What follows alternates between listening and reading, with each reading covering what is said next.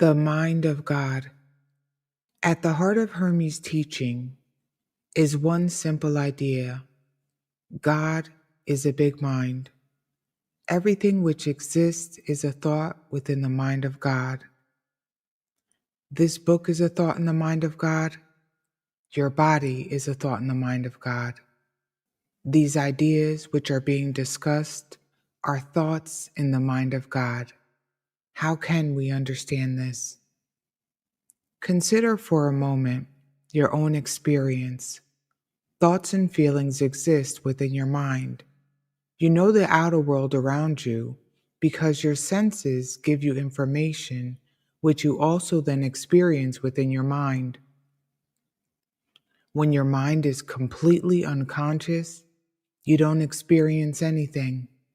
Ultimately, everything that exists in your life is a thought within your mind. Your mind, however, is limited by being trapped in a physical body. Imagine for a moment that it is not. Imagine that it is free to be conscious of everything at all times and in all places. Then everything that is, has been, and will be would exist as a thought within your mind. This is the nature of God's mind. He is not limited by a physical body. He is the big mind within which everything exists. Hermes describes the mind of God as the oneness which unites everything. What does this mean? Again, look at your own experience. You experience many different things with your mind. Right now, you are reading this book. Before, you may have been eating or walking in the country. Yet, all of these different things are experienced by one thing: your mind. It is the oneness that unites all of your experiences. In the same way, God's mind is the oneness which unites everything. Hermes said that this oneness contains all opposites. This paradox can be understood by once more looking at the nature of your own mind.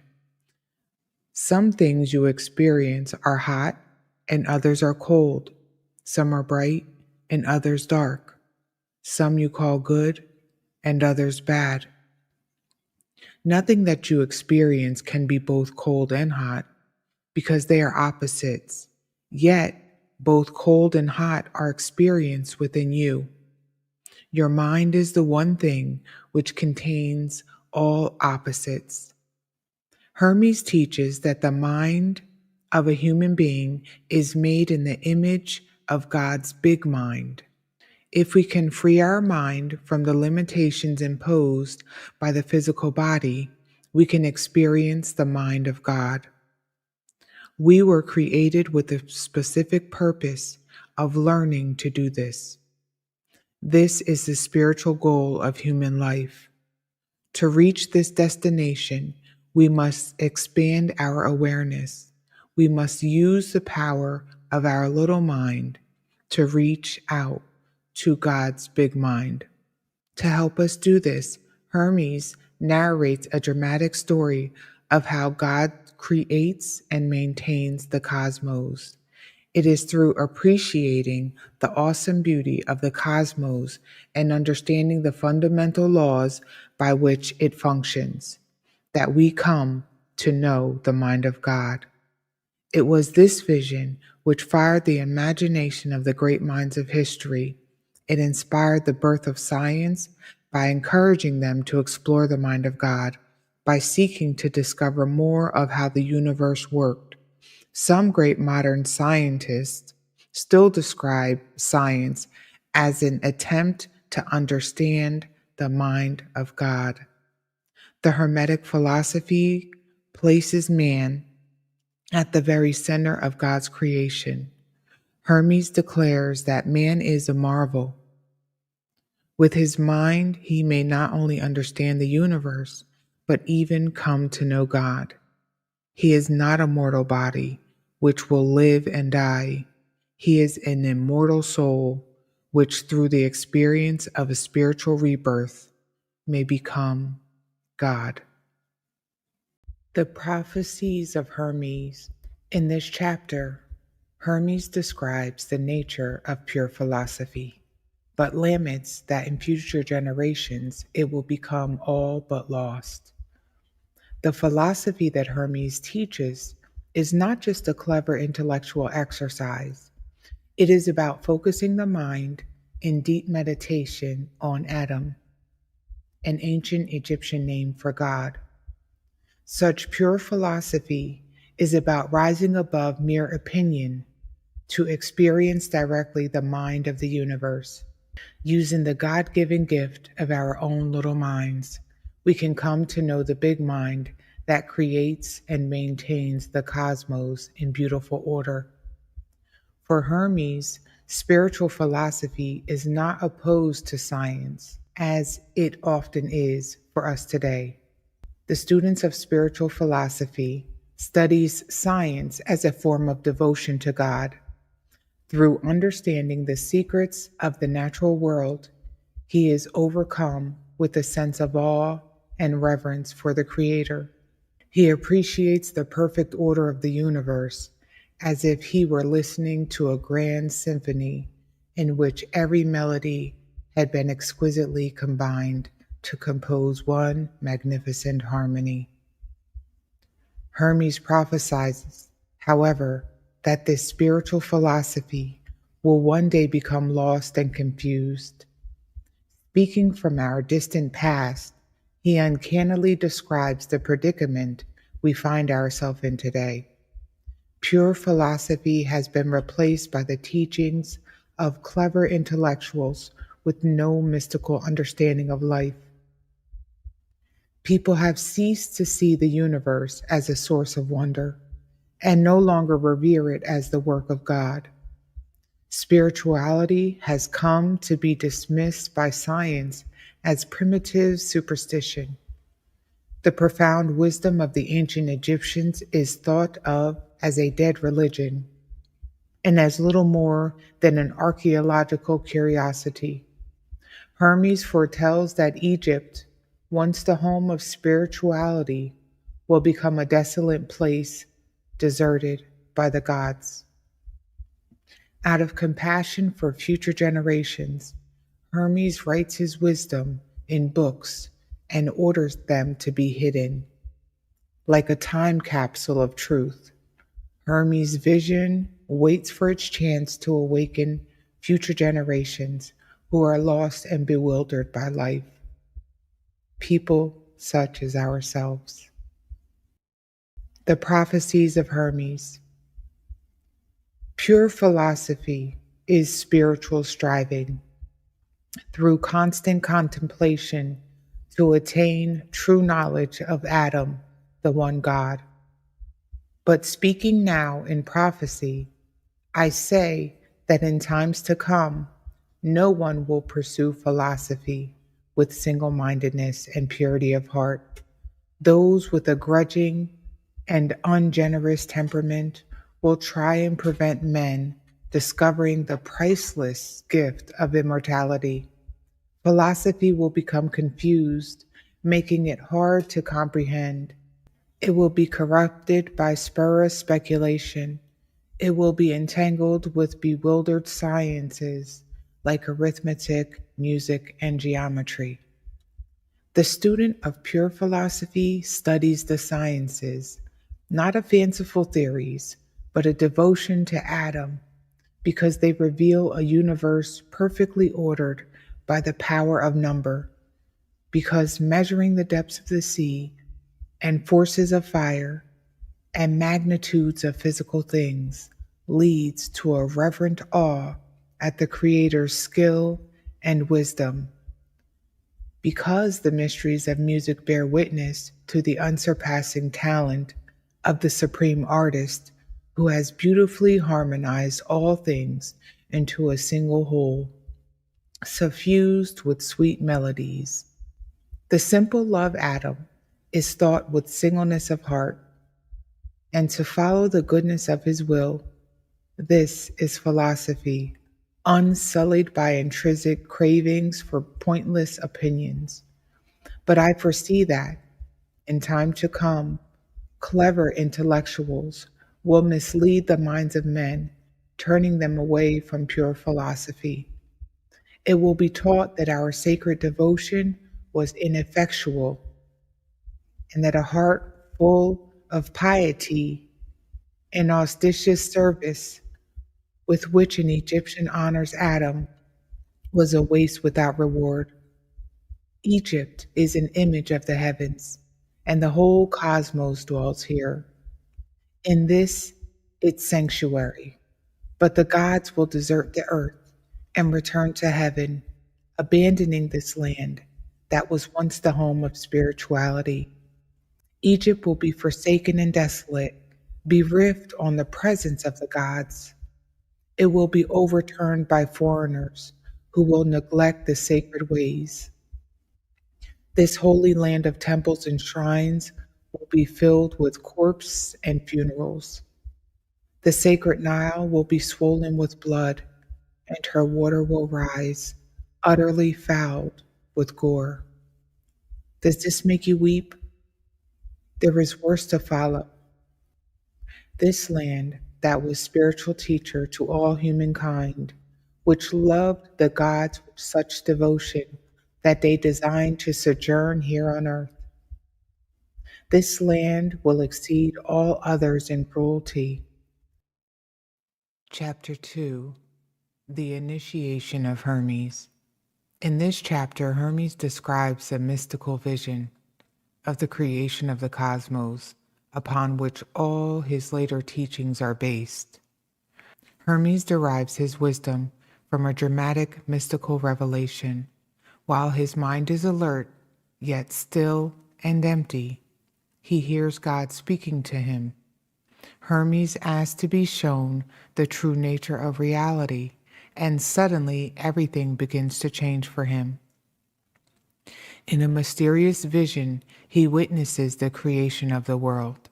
This vision is not meant to be understood intellectually, but contemplated like images from a dream.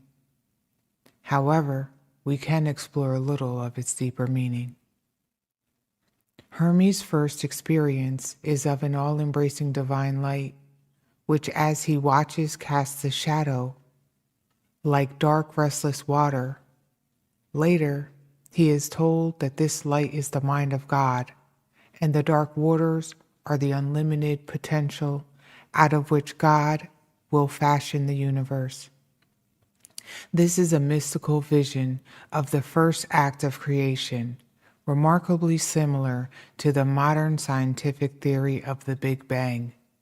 An explosion of light and energy slowly cools to become the black womb of space, into which sun and planets and finally ourselves are born. This birth, like any birth, is accomplished by pain, and Hermes hears an inarticulate cry of suffering from the turbulent depths. The light then speaks a word which calms the chaotic waters. This word is like a blueprint that will organize a structured cosmos out of the chaos. Modern science might call it the fundamental law of nature. This word is the first idea in the mind of God, from which everything springs. Initiated into the secrets of creation, Hermes receives his divine mission from the Supreme Being.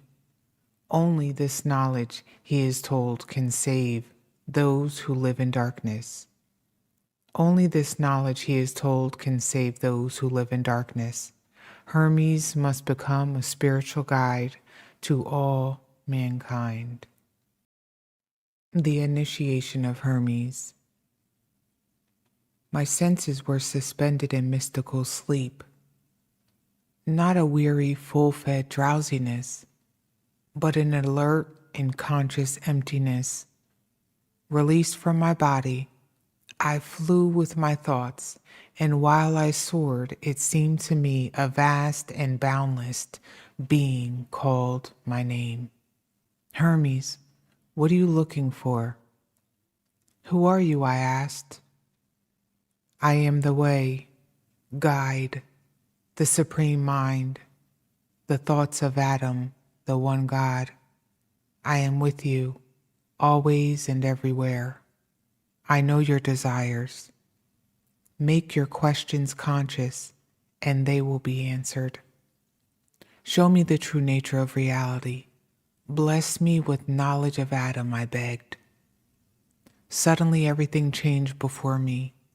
Reality was opened out in a moment. I saw the boundless view. All became dissolved in light, united within one joyous love.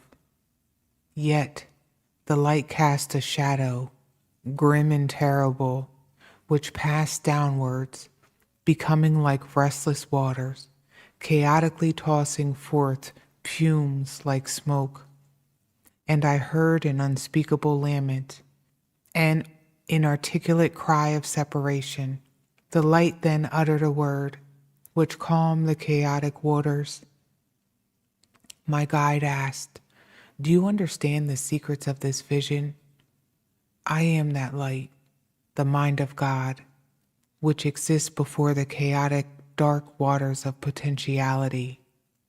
My calming word is the Son of God, the idea of beautiful order, the harmony of all things with all things. Primal mind is parent of the word, just as in your own experience, your human mind gives birth to speech. They cannot be divided one from the other, for life is the union of mind and word. Now fix your attention upon the light and become one with it." When he had said this, he looked into me, eye to eye, until trembling, I saw in thought limitless power within the light to form an infinite yet ordered world, and I was amazed. I saw in the darkness of the deep chaotic waters, without form, permeated with the subtle intelligent breath of divine power. Atum's word fell on the fertile waters, making them pregnant with all forms. Ordered by the harmony of the word, the four elements came into being, combined to create the brood of living creatures. The fiery element was articulated as the constellation of the stars and the gods of the seven heavenly bodies, revolving forever in celestial circles. The word then leapt up from the element of nature and reunited with the mind, the maker, leaving mere matter devoid of intelligence. My guide said, "You have perceived the boundless primal idea, which is before the beginning. By Atum's will, the elements of nature were born as reflections of this primal thought in the waters of potentiality. These are the primary things, the prior things, the first principles of all in the universe. Atum's word is the creative idea, the supreme limitless power, which nurtures and provides for all the things that through it are created. I have shown you everything. Why do you wait? Write the wisdom you have understood in hieroglyphic characters, carved on stones in holy sanctuaries.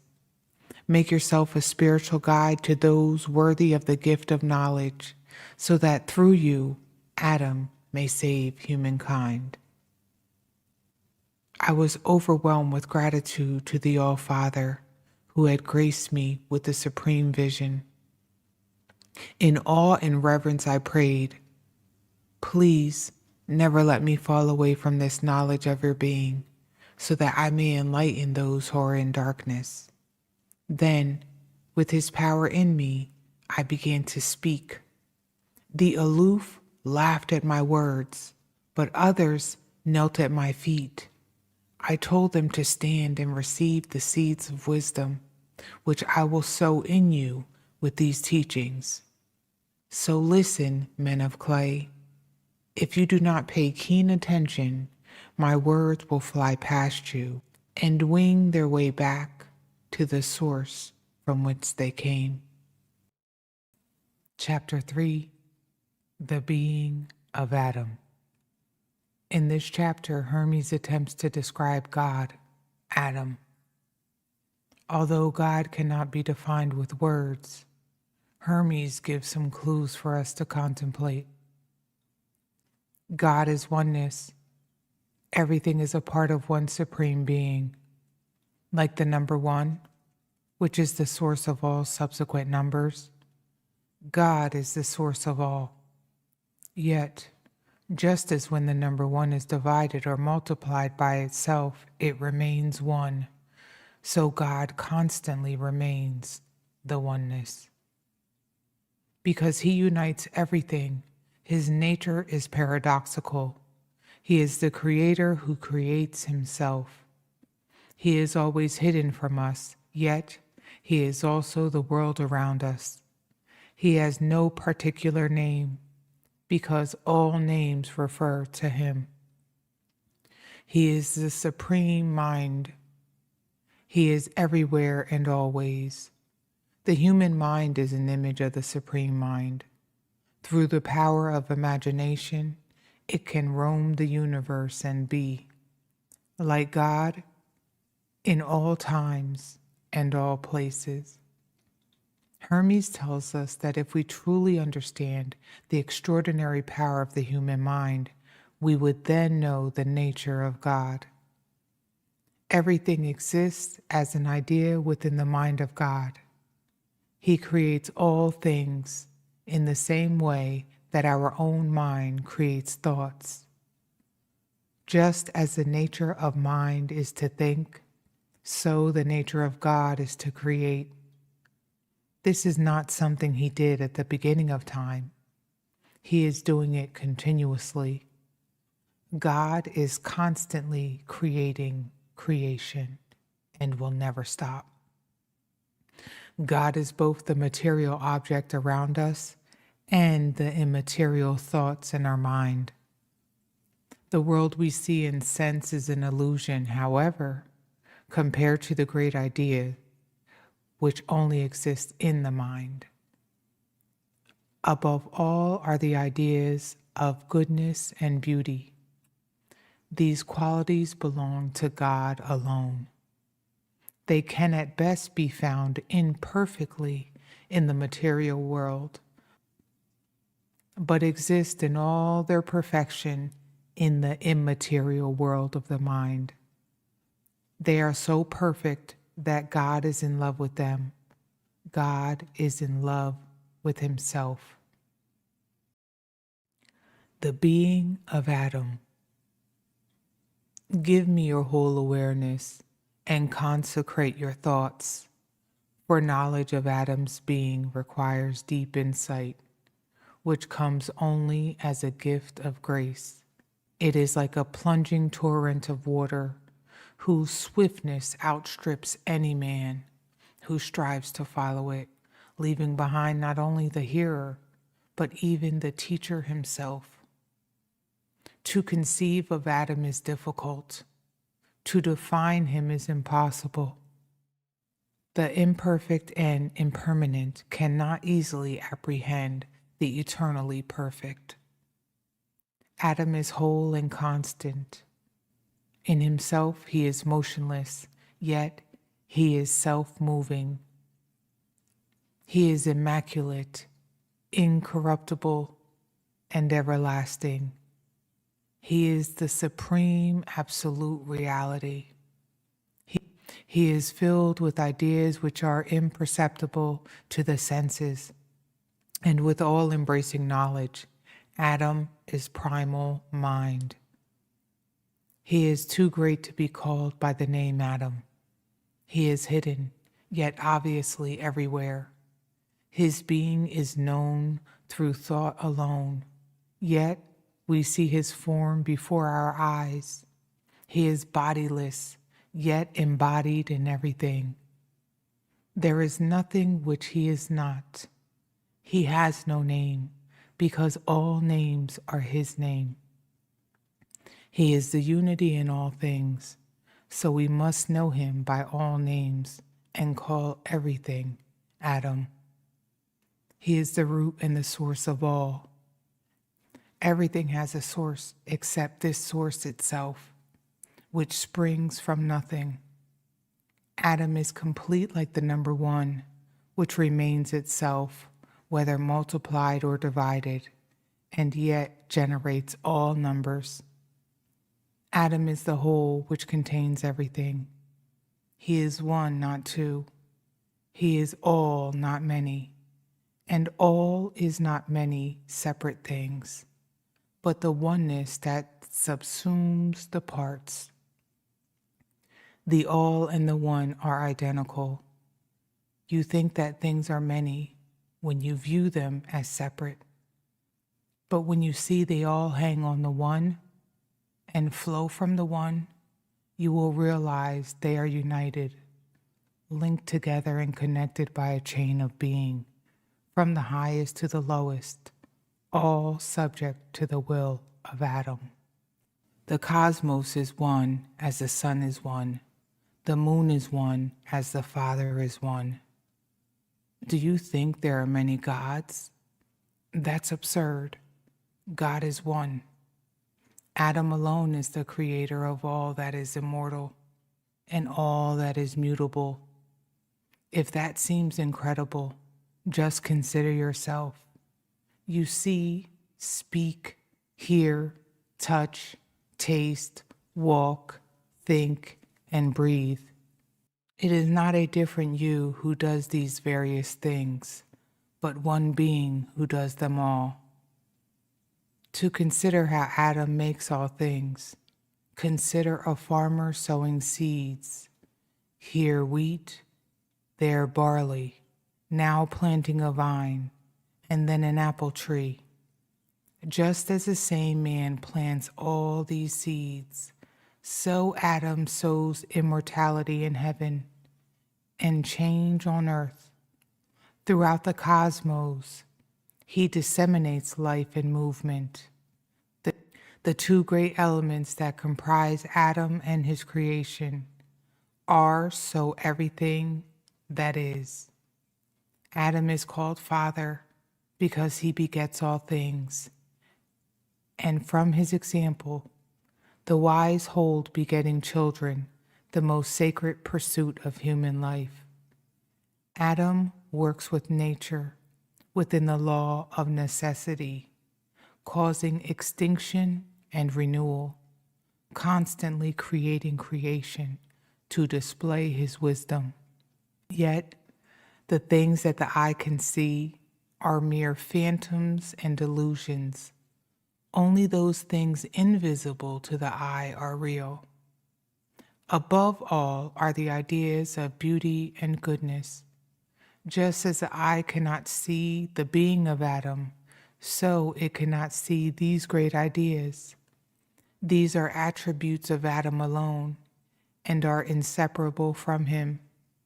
They are so perfectly without blemish that Atum himself is in love with them. There is nothing which Atum lacks, so nothing that he desires. There is nothing that Atum can lose, so nothing can cause him grief. Atum is everything. Atum makes everything, and everything is a part of Atum. Atum, therefore, makes himself. This is Atum's glory. He is all creative, and this creating is his very being. It is impossible for him ever to stop creating, for Atum can never cease to be. Atum is everywhere. Mind cannot be enclosed because everything exists within mind. Nothing is so quick and powerful. Just look at your own experience. Imagine yourself in any foreign land, and quickly as your intention, you will be there. Think of the ocean, and there you are. You have not moved as things move, but you have traveled nevertheless. Fly up into the heavens. You won't need wings. Nothing can obstruct you, not the burning heat of the sun or the swirling planets. Pass on to the limits of creation. Do you want to break out beyond the boundaries of the cosmos? For your mind, even that is possible. Can you sense what power you possess? If you can do all this, then what about your Creator? Try and understand that Atum is mind. This is how he contains the cosmos. All things are thoughts, which the Creator thinks. In this chapter, Hermes teaches us how to see God by contemplating his creation. When we look at the world only with our physical eyes, God is nowhere to be seen. But if we look with our thoughts, we see with spiritual understanding. Suddenly God is everywhere. In this ecstatic state, everything we see and touch is known to be a part of God, and we understand that God's whole purpose in creating the world was so that through it we could see him. The cosmos is his body, and we can come to know him by contemplating its extraordinary order and beauty. Hermes asks us to consider the constant revolution of the stars in the night sky, the laws of fate, which he calls necessity, the goodness of everything that has happened and is happening. Could this all be so perfect without a supreme mind which maintains such exquisite order? Could it all just be happening accidentally? He reminds us of the marvel of our own birth. Who created us in the womb? Who perfectly crafted the individual detail of our bodies? Statues and portraits don't just happen. They are sculpted and painted. Surely such a work of art as beautiful and complex as our own physical forms must be the work of a master craftsman. The modern view is that we are a creation of the law of nature. Hermes would not disagree with this. He would simply ask, who decreed these laws? He is trying to return us to a childlike sense of awe in the face of the wonders of life. The world is a miracle, yet we take it for granted. If we take the time to reflect, it becomes obvious that we are surrounded by profound mysteries. The universe is a gigantic work of art, signed by an unknown master. Humble amazement is a prerequisite for coming to know God. Contemplate creation. Ask Atum to flash a ray of his illumination into your awareness, giving you the power to grasp in thought his sublime being. For the invisible may only be seen with thoughts, which are themselves invisible. If you can't see thoughts, do you expect to see Atum? Look with your mind, however, and he will appear to you, manifesting himself without reservation throughout the whole universe, so that you may see his image with your eyes and hold it with your two hands. Do you think Atum is invisible? Don't say that. Nothing is more visible than Atum. He created all things so that through them you could see him. This is Atum's great heart, that he manifests himself in everything. Everything can be known, including the insubstantial. Just as mind is known through thoughts, so Atum is known through his creation. Atum is the all-encompassing author of eternity, weaving everything into the fabric of reality. Because creation is visible, we can see the Creator. And this is the purpose of his creation. Since he is always creating, he can always be seen.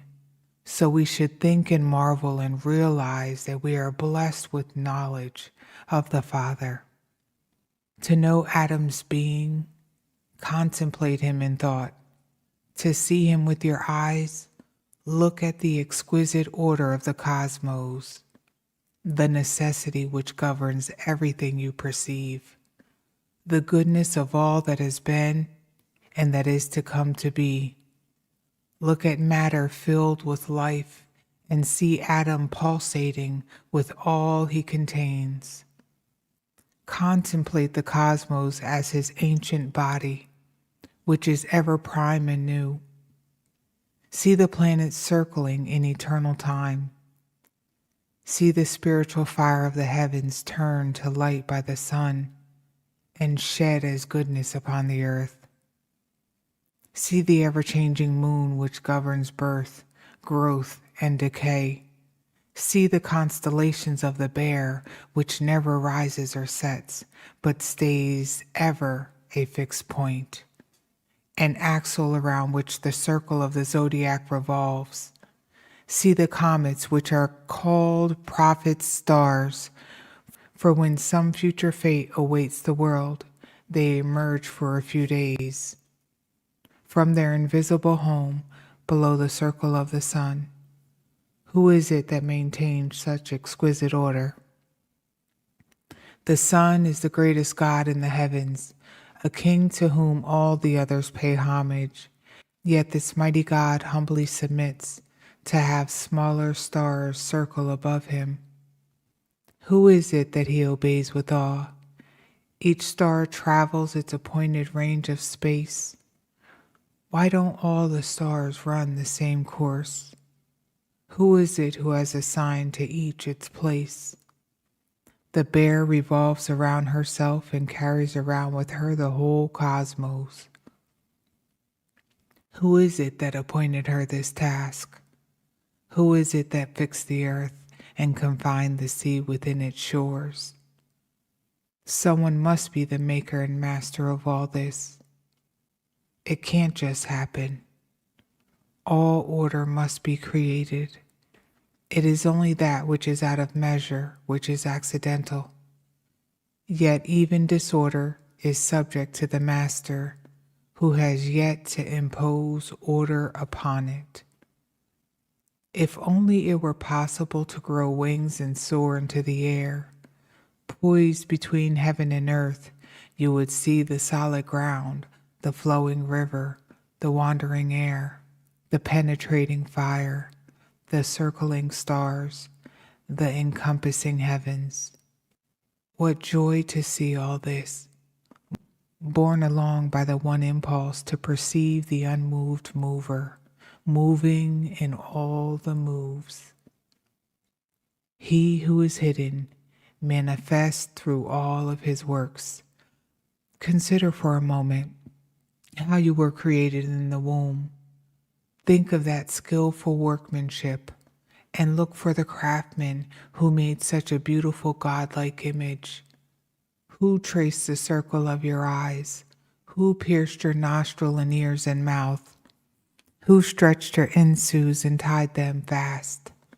Who built your bones and wrapped your flesh with skin? Who separated your fingers and flattened your feet? Who shaped your heart and hollowed your lungs? Who made your beauty visible and concealed your guts within? How many crafts have been employed, and how many works of art created to form one human being?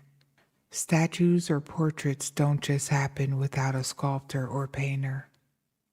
Has such a sublime work no creator? Introduction to Chapter 5. The Living Cosmos. In this chapter, Hermes succinctly outlines the essence of his philosophical ideas and paints the picture of the cosmos as a living being teeming with life. In the beginning, there is unity. Unity separates into two fundamental forces, which, like the negative and positive poles of a battery, generate everything. Hermes describes them as light and life, which become mind and soul. We experience them as thoughts and feelings. The oneness of God is both light and life. These two forces are the parents of the mind of the cosmos. This was experienced by Hermes in his original mystical vision as the Word, which calmed the dark waters, the fundamental laws of nature, which brings order. The physical cosmos is a perfect reflection of this ordering principle. The mind of the cosmos, the mind of the cosmos, the Word, is in turn a reflection of God, just as the spoken word reflects the intention of its speaker. Since God is all goodness, the cosmos is therefore also good. Because the cosmos is made in the image of its creator, it too is an immortal living being. It is therefore impossible that any part of it can be dead.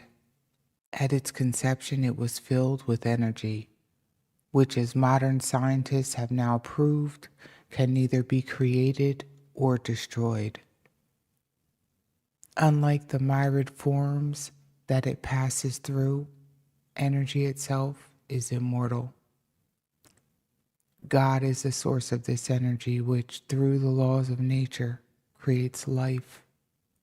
The cosmic mind receives energy from God and gives it to all the things within the cosmos.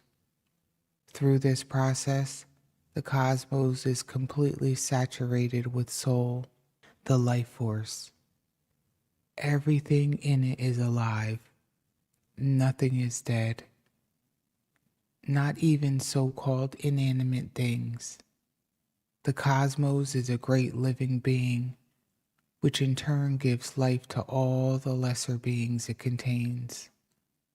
It is the whole which nourishes its parts, like a parent caring for its children. The living cosmos, the primal mind, which is life and light, give birth to the mind of the cosmos. The primal mind is ever unmoving, eternal, and changeless, containing within it this cosmic mind, which is imperceptible to the senses.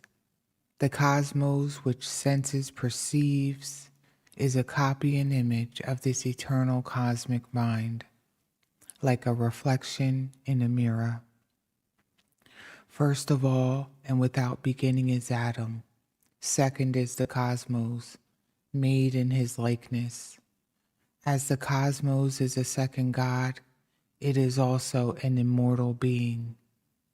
And because everything is in the cosmos, it is part of the cosmos. It is impossible that any part of it should die. The cosmos is all life. From its first foundations, there has never existed a single thing which was not alive. There is not, and has never been, and never will be, anything in the cosmos that is dead. Atum is light, the everlasting source of energy, the eternal dispenser of life itself. Once energy has been dispensed, its supply is governed by eternal cosmic laws. The cosmos has its being within the eternal energy from which all life issues, so it is impossible for it ever to stop or be destroyed. It is contained and bound together by the eternal life force. The cosmos dispense this life to all the things within it. It has a twofold movement.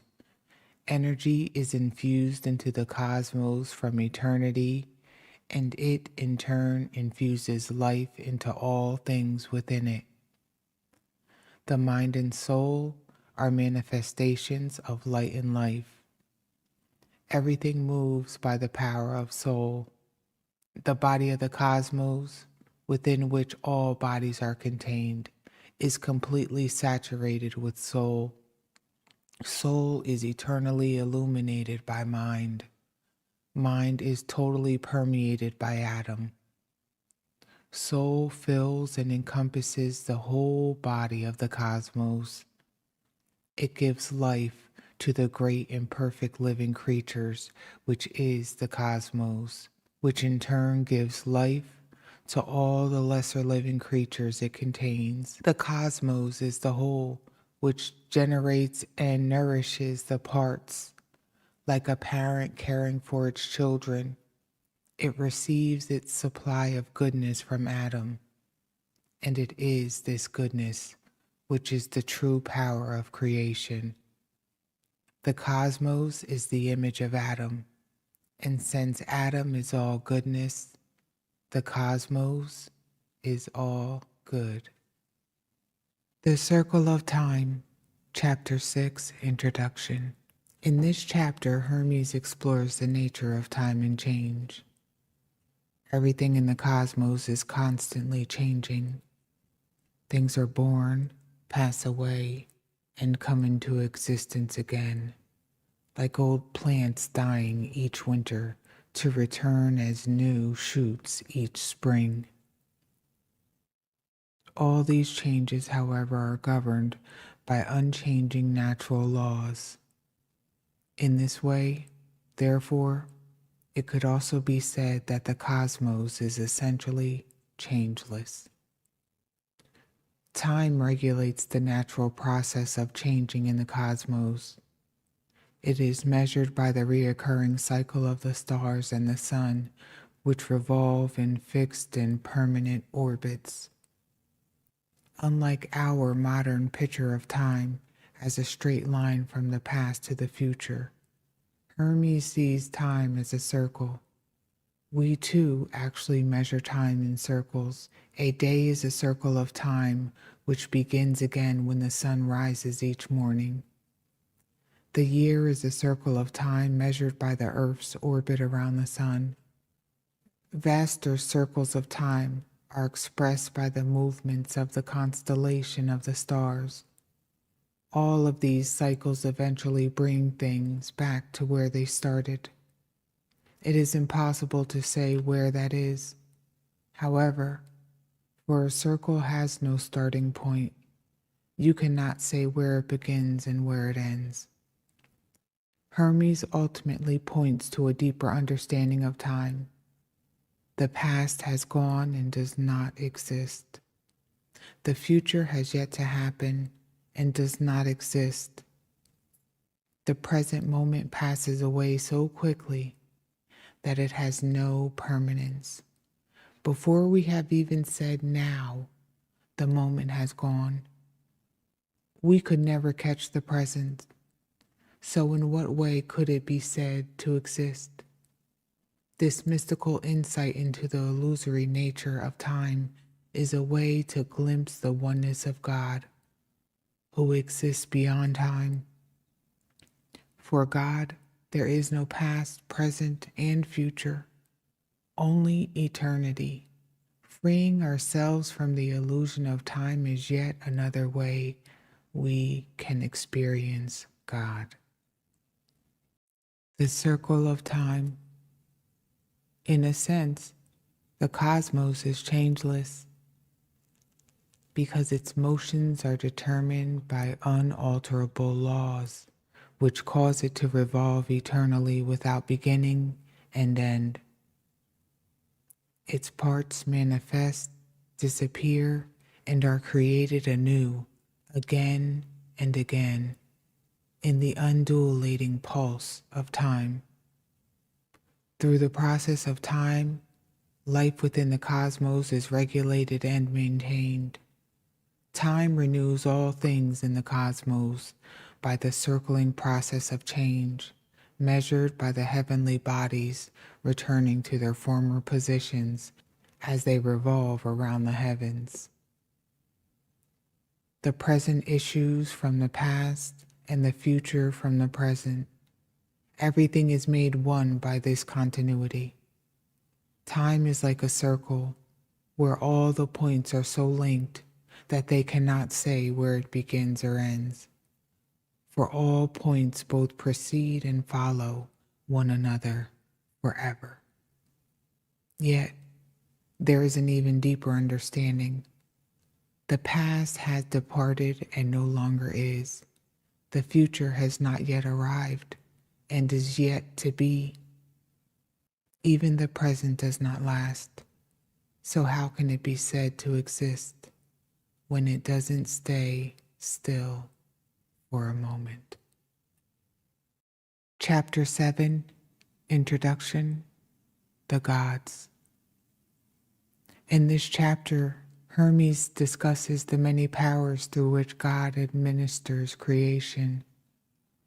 To the ancient Egyptians, the night sky was seen as the body of the black goddess sprinkled with stars. In the Hermetica, she is known as the great goddess Destiny, whose unalterable laws are written in the unchanging star fields of the constellations. Against the background of these stars circle the planets.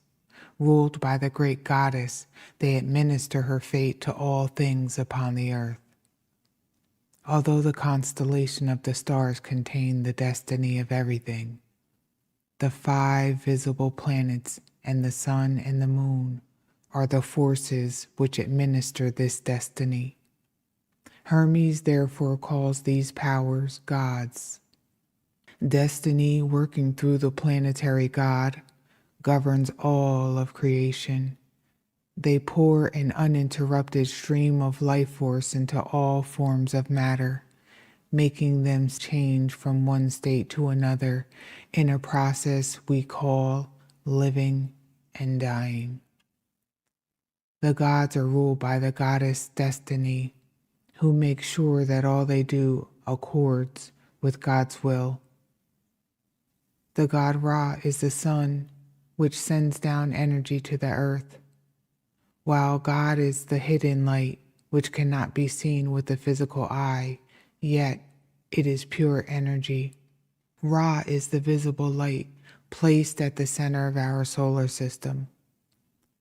The sun is an image of God, and as God gives life to the whole universe, so the sun gives life to the animals and the planet of the earth. The light of the sun nurtures nature in the same way that the light of God nurtures our souls. The gods, the mind of the cosmos created from fire and air, the 7 administrators who regulate destiny, the 5 visible planets, and the sun and moon whose orbits encompass the world of the senses. These celestial powers known by thought alone are called the gods, and they preside over the world. They are ruled over by the goddess Destiny, who transforms everything according to the law of natural growth, creating from the permanent, unchanging reality a permanently changing world. The heavenly bodies are governed by Atum, and from them flows into matter an uninterrupted stream of soul. Matter is like a fertile womb within which all things are conceived. All forms shape matter, and soul energy changes them one into another. This process is directed by Atum, who infuses each form with soul in proportion to its standing in the scale of being. The earth is a storehouse of all matter, which it donates, and in return it receives life from above. Ra, the sun, unites heaven and earth, sending down energy from above and raising up matter from below. He draws life to himself and gives forth life from himself, ceaselessly lavishing light on all. Ra benefits not only heaven, but even the hidden depths of the earth. Unlike Atum, the hidden light, who is only known in thought through attentive contemplation, Ra exists in space and time, and we may see him with our eyes, shining the brightest in the cosmos, placed in the center and wearing the cosmos like a wreath around him.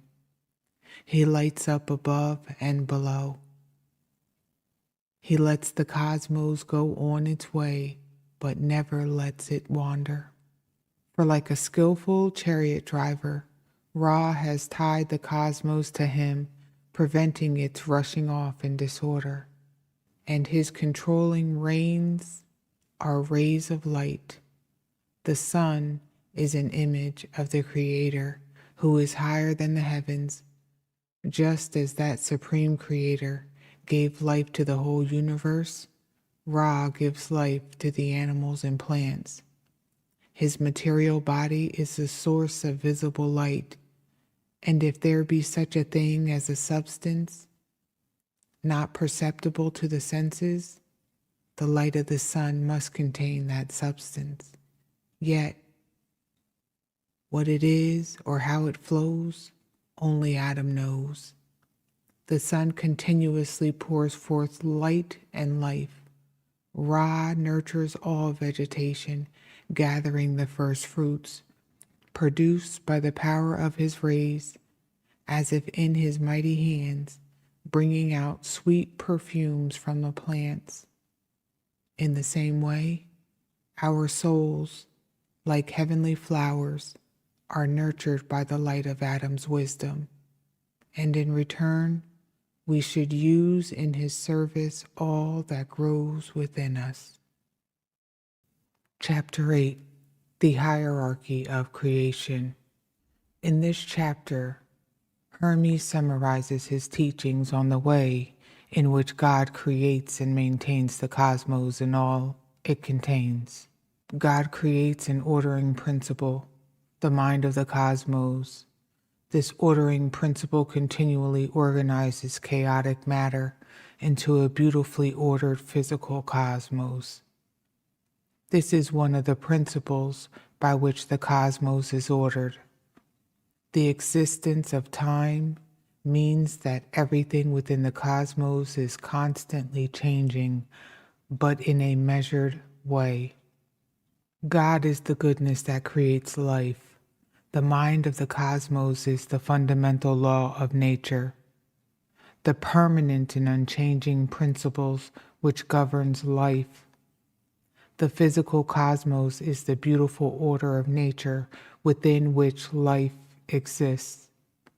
Time is the governing principle of the cosmos which produces change. Constant change is the progress of everything living and dying. The cosmic mind is an idea expressed by the mind of God. The physical cosmos is a thought expressed by the mind of the cosmos. At the heart of the cosmos is the life-giving sun, which is an image of the life-giving soul and the heart of every person. The hierarchy of creation. Atum creates the cosmic mind creates the cosmos create time creates change. The essence of Atum is primal goodness. The essence of the cosmic mind is permanent sameness. The essence of the cosmos is beautiful order. The essence of time is moving.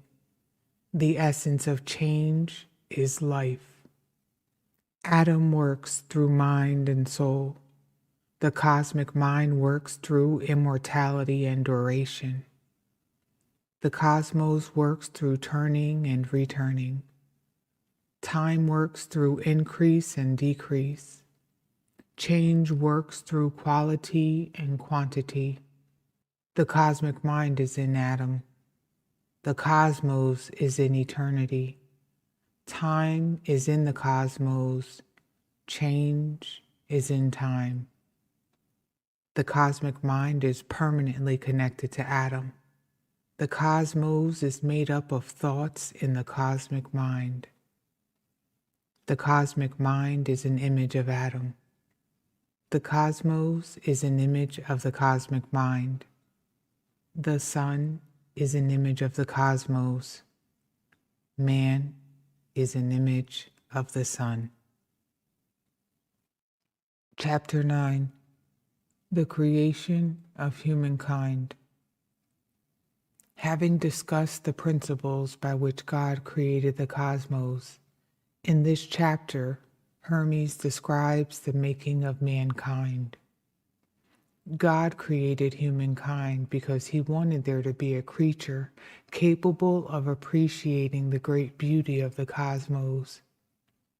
He asked each of the gods who administer the cosmos to provide something to benefit humanity. The sun gives joy. The moon gives sleep.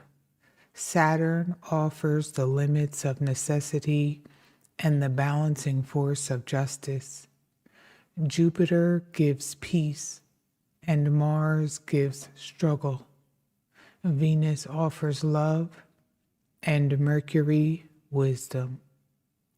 When God hears what the gods will offer, he thinks humankind into existence. At first, humanity is just a thought, a soul. It is unable to tend and look after the earth as God wishes. So God gives each human a mortal body within which to house the immortal soul. To do this, he first creates nature. She is like a beautiful woman, and God makes her mistress of the world. She produces the seeds of natural life. Seeing in the human soul an image of God, nature falls in love and merges with her beloved. This is the blending of body and soul which produces each one of us. Hence, all human beings have a dual nature, being a combination of an immortal soul and a mortal body. We honor both sides of our nature when we serve God by administering the natural world for him. Finally, God gives humankind a last greatest gift, the ability to reproduce. More than this, he makes the process a holy living sacrament which reflects the marriage of matter and spirit that creates the cosmos. The sacred bond of love unites man and woman together so that they may share their essential qualities with each other. The creation of humankind. When the Creator, who, for want of a better name, we call Atum, had made the second God, who is the cosmos, he was pleased. His creation was beautiful and wholly filled with goodness, and he loved it like a child. In his kindness, Atum wished for there to be a creature capable of appreciating the beauty of his creation. So, by an act of will, he created humankind to be an imitator of his divine wisdom and nurturing love. Atum asked each heavenly god in turn, "What can you provide for humanity, which I am about to create?" The sun said it would shine all day, providing laughter and a source of joy for both the mortal minds and the boundless universe itself. The moon promised sleep and silence, and to shine by night. Saturn offered justice and necessity. Jupiter gave peace, and Mars struggle. Venus offered love and pleasure. Mercury, who is also called Hermes, said, "I will make humankind intelligent. I will convey to them wisdom and knowledge of the truth. I will never cease to benefit all humanity." Atum was glad when he heard these words and gave the commandment that man should come into being. Mind, the All-Father, who is life and light, gave birth to humanity, which bore his own image, and he took delight in his offspring. Joined to the gods by a sense of kinship, humanity worshiped them with piety and holy thoughts, while, for their part, the gods watched over humanity with concern and loving mercy. At first, man was solely eternal and spiritual, but Atum saw that his new creation could not tend to the earth unless he sheltered him in a material envelope. Giving man a mortal body as well as an immortal soul, so Atum bade nature be. And from his voice came a woman's form, so lovely that the gods were smitten with her beauty. Atum made nature mistress of the world. She communed with herself, producing all kinds of seeds, which Atum took hold of with his hands and scattered them over the earth. Who is the mother of all worthy things? Seeing in man a beautiful image of Atum, nature was filled with insatiable love. She clasped him to her, and they merged to become one in love. Mortal and the eternal blended and mingled, so that man may perform the demands of both sources of his nature. Firstly, to serve God, venerating and praising the things of heaven. Secondly, to assist and administer the things of earth, by tilling the soil, navigating the waters, building on the land, and by serving each other, that strongest of bonds that links the human race together. Then Atum, the master of generation, bestowed on humankind the sacrament of reproduction, full of affection and joy, gladness and yearning, and all the heavenly love that is in his being.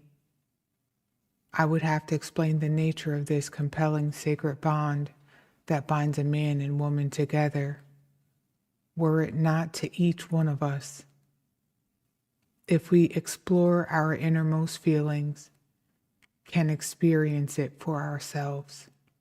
Contemplate the supreme moment when each sex infuses itself with the other, one giving forth and the other eagerly embracing. At that moment, through the intermingling of the two natures, the female acquires male vigor, and the male is relaxed in female languor. This sweet sacramental act we celebrate is shared in secret, because if performed openly before impure eyes, the ignorant may mock, and the divine power manifesting in both sexes will shy away. Chapter 10: The Birth of Human Culture. In this chapter, Hermes describes how human beings became civilized and created culture under the guidance of the god Osiris and goddess Isis. As human beings slowly awoke to their surroundings, they looked around at their new home and gazed on the creation in awe and wonder. Looking upon the perfection of the cosmos, humanity felt the need to share in the pleasure of creativity. The Creator therefore ordered each of the planetary gods to share with mankind a part of their creative power. The Hermetica teaches that the universe will not be finished until mankind has played his part in the story. The arts and sciences invented by humanity complete the grand plan of destiny. Art completes what nature cannot finish. All those who cooperate with the will of the Creator apply their skills and knowledge to enhance the beauty of the cosmos. The ancient Egyptians believed that all the knowledge necessary for humanity's survival on earth had been taught to their ancestors by Isis and Osiris. The goddess Isis taught people the arts of sowing and animal husbandry, ensuring that they did not starve, and she showed them the healing uses of herbs and medicines to care for the body. She taught people respect for the dead, how to wrap their bodies in bandages soaked in oil and spices, to care for their memories with offerings of fruit and flowers. Osiris gave people laws and justice, and instituted the rites of worship that kept men humble and honest. He ordered the first priests who were trained to nurture men's souls through the proper use of philosophy and learning. Together, these parents of the human race were believed by the ancient Egyptians to have lifted their ancestors out of savagery. In life, Isis continued to look after humanity, and Osiris, the Lord of Souls, watched over the spirits of the dead. They were worshipped for thousands of years at temples all over Egypt until late Roman times. The birth of human culture. Humanity looked in awe upon the beauty and everlasting duration of creation. The exquisite sky flooded with sunlight, the majesty of the dark night lit by celestial torches, as the holy planetary powers traced their paths in the heavens, in fixed and steady meter, ordering the growth of things with their secret infusion. Men looked with wonder and questioned, and having observed the Maker's masterpiece, wanted to create things for himself. Their Father gave permission, so the gods who administered the cosmos each shared with humanity a part of their power. Since the world is Atum's handiwork, those who maintain and enhance its beauty are cooperating with the will of Atum by contributing their bodily strength in daily care and labor to make things assume the shape which his purpose has designed. Chance is movement without order, and skill is the force which creates order. The earth is kept in order by means of humanity's knowledge and application of the arts and sciences. For Atum willed that the universe should not be complete until man had played his part. Atum, the fabricator of the cosmos, graced the earth for a little time with our great father Osiris and the great goddess Isis, that they might give us the help we so much needed. They brought humanity divine religion and stopped the savagery of the mutual slaughter. They established rites of worship in corresponding to the sacred powers of the heavens.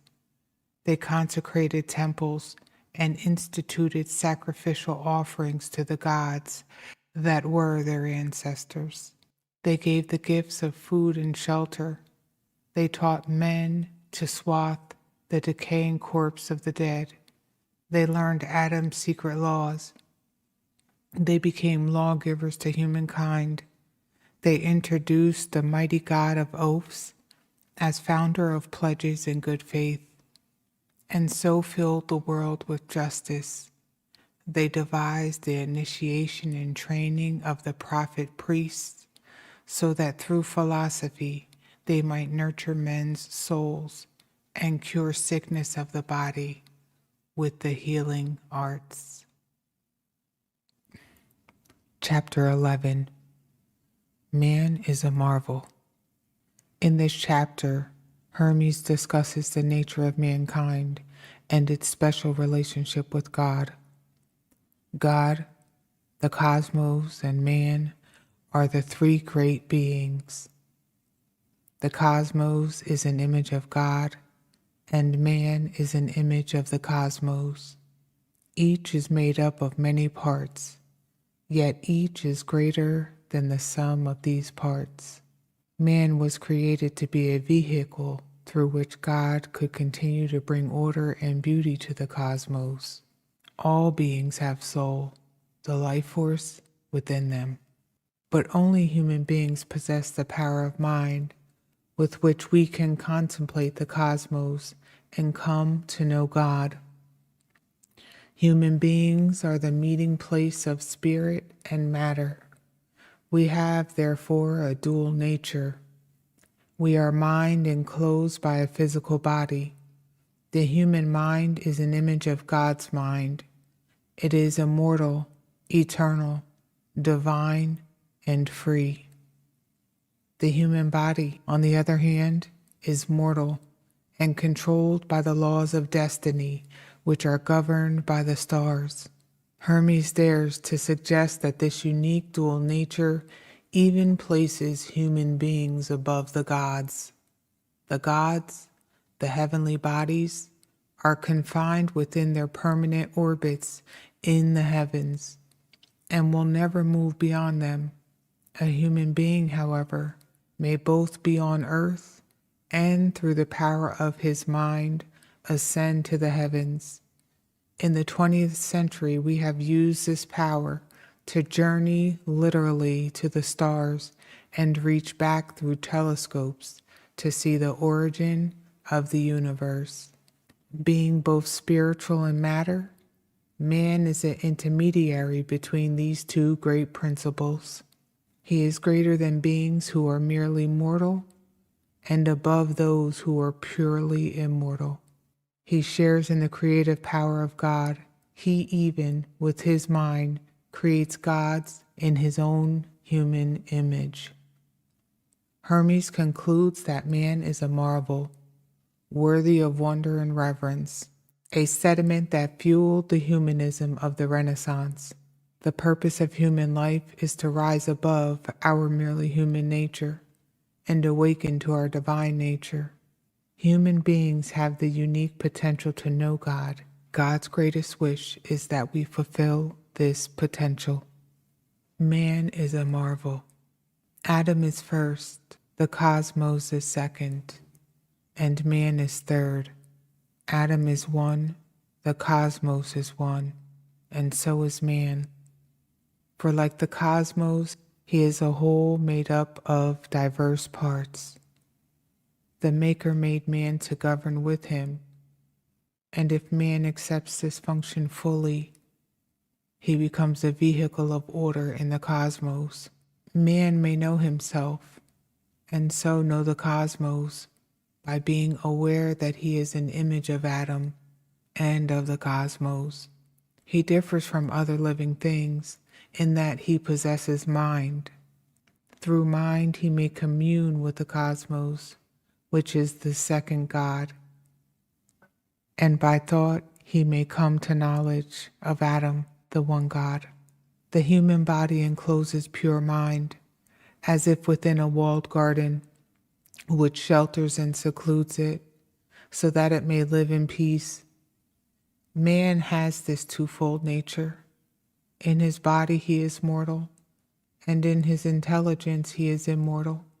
He is exalted above heaven, but is born a slave to destiny. He is bisexual, as his father is bisexual. He is sleepless, as his father is sleepless. Yet he is dominated by the carnal desires and lost in forgetfulness. Of all beings that have soul, only man has a twofold nature.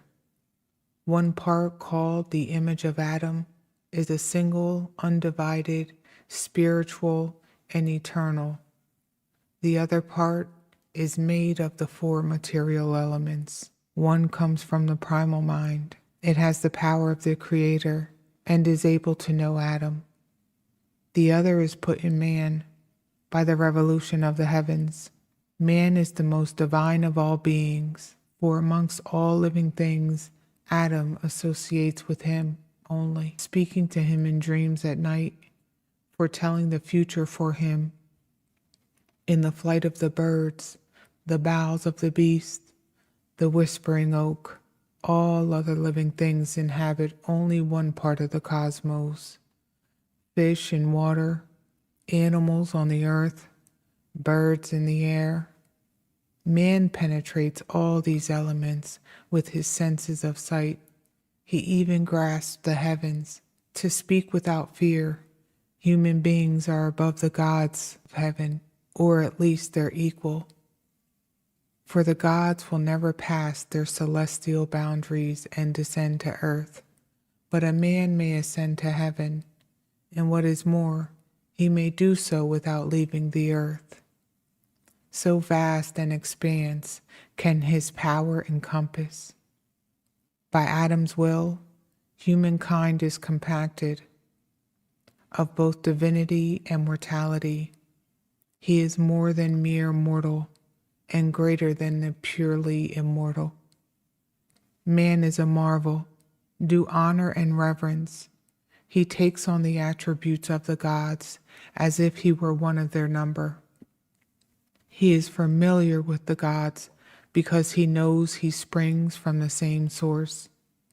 He raises reverent eyes to the heavens above and tends the earth below. He is blessed by being the intermediary. He loves all below him and is loved by all above him. Confident of his divinity, he throws off his solely human nature. He has access to all. His keenness of thought descends to the depths of the sea.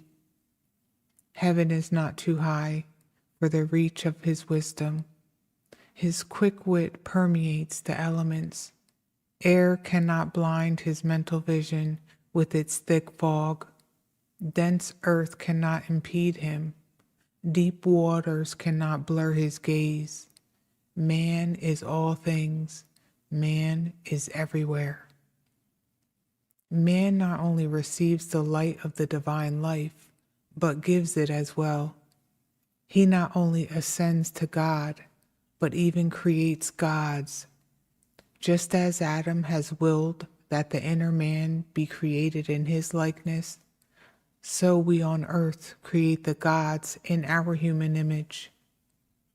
Is this not worthy of wonder? There are then these three: Atum, cosmos, man.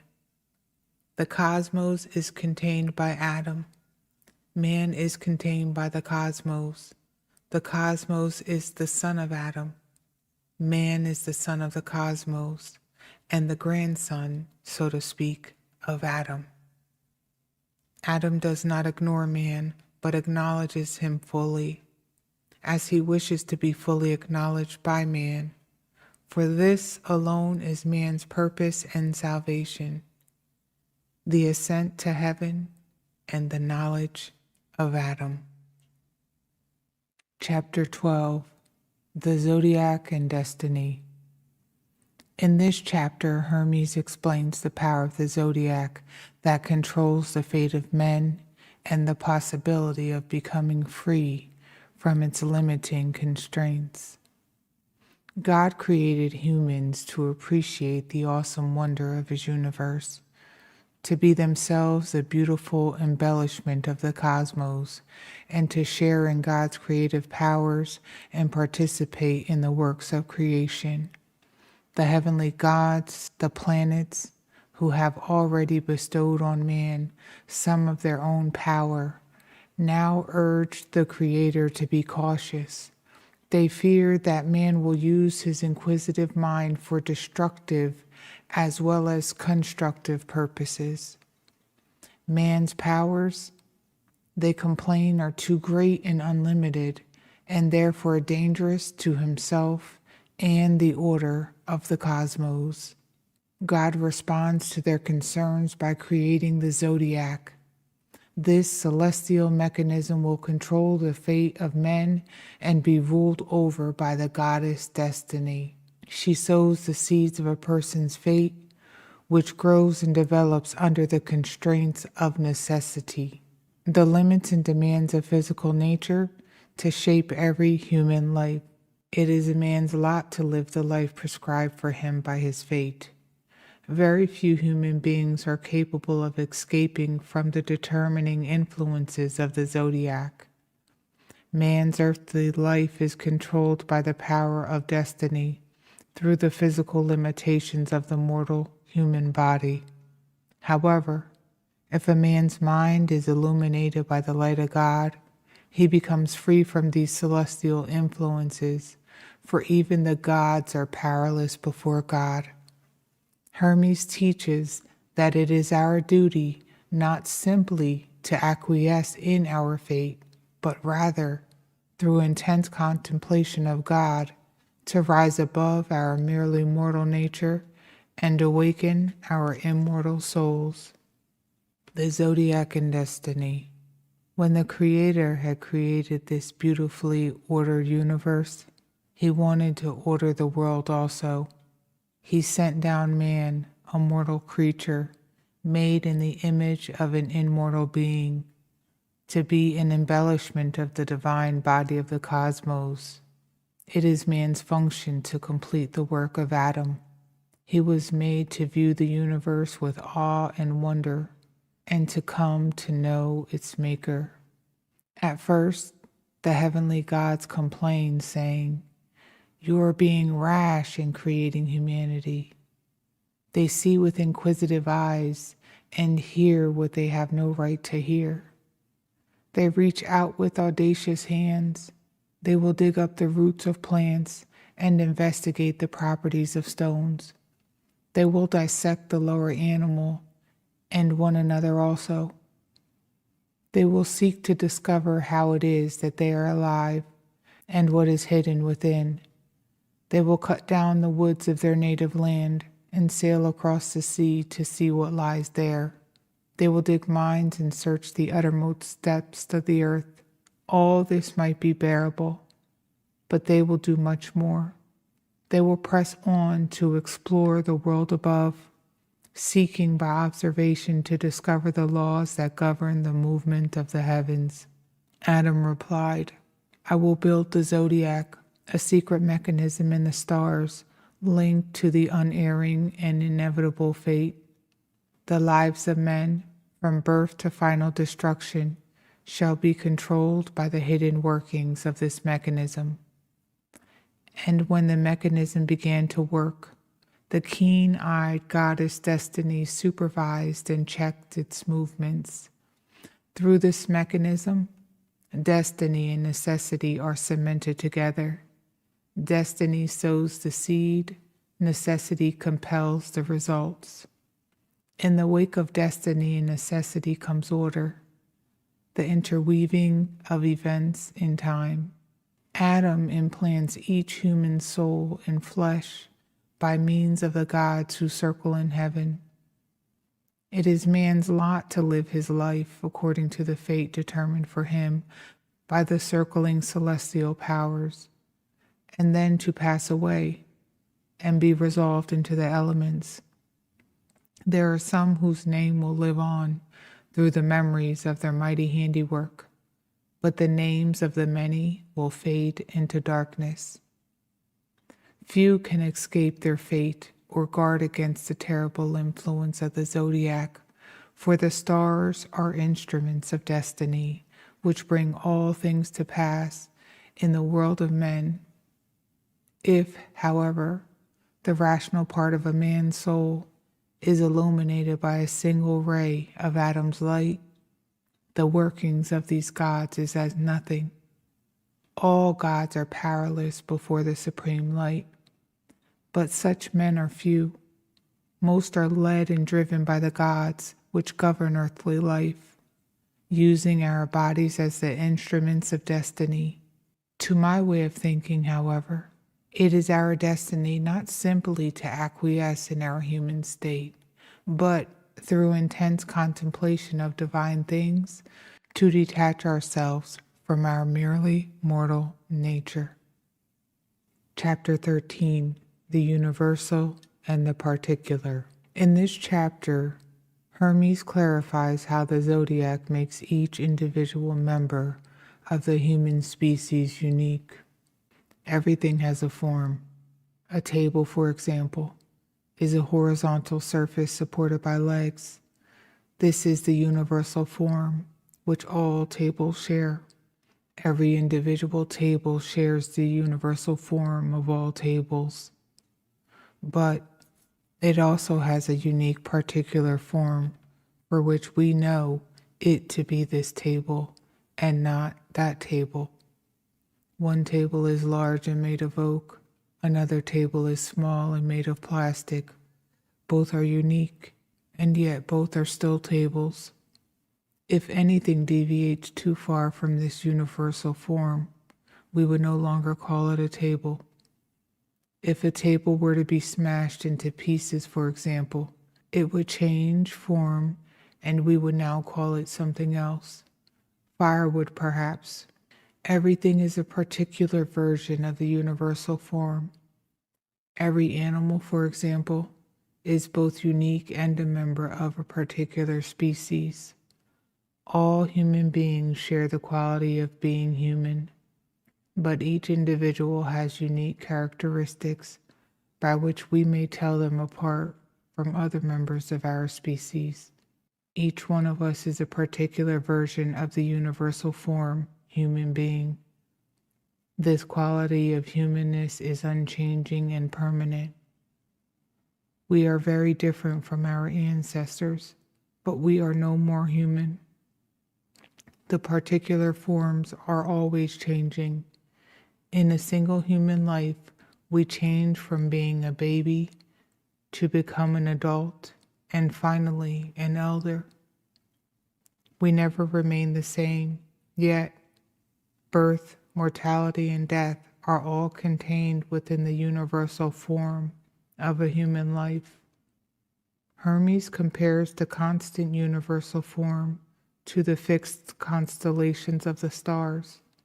He compares the changing particular forms to the changing relationships between the stars as they revolve in the heavens. Our fundamental human nature remains the same throughout our life, but our individual fate changes in accordance with the constantly changing pattern of the stars. As in astrology, Hermes teaches that our individual destiny is created by the position of the planets at our moment of birth. These are the gods who take charge of us, controlling our bodies and shaping our souls. The universal and the particular. Atum arranged the cosmos of the Zodiac in harmony with the movements of nature and charged them with producing all the forms of the animals.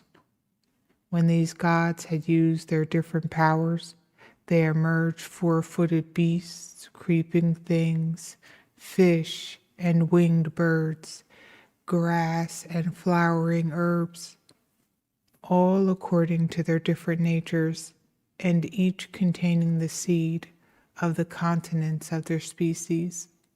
Every living thing has its own unique form, given to it by the power of the Zodiac. This form is appropriate to its species, yet each is individual. The human race, for example, shares a common universal form by which we know that a man is a man. Yet, all human beings have a distinctively different particular form, of which no two are entirely alike. Each particular form is unique because it inhibits a unique time and place. The particular forms change in every moment of every hour as the gods of the Zodiac revolve in their celestial circle. The universal forms do not change, just as a constellation remains the same. But instant by instant, the particular form transforms, as the sphere of heaven changes as it turns.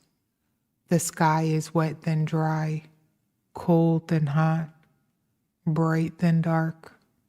But these rapidly alternating forms are all subsumed under the universal, unchanging form of the sky.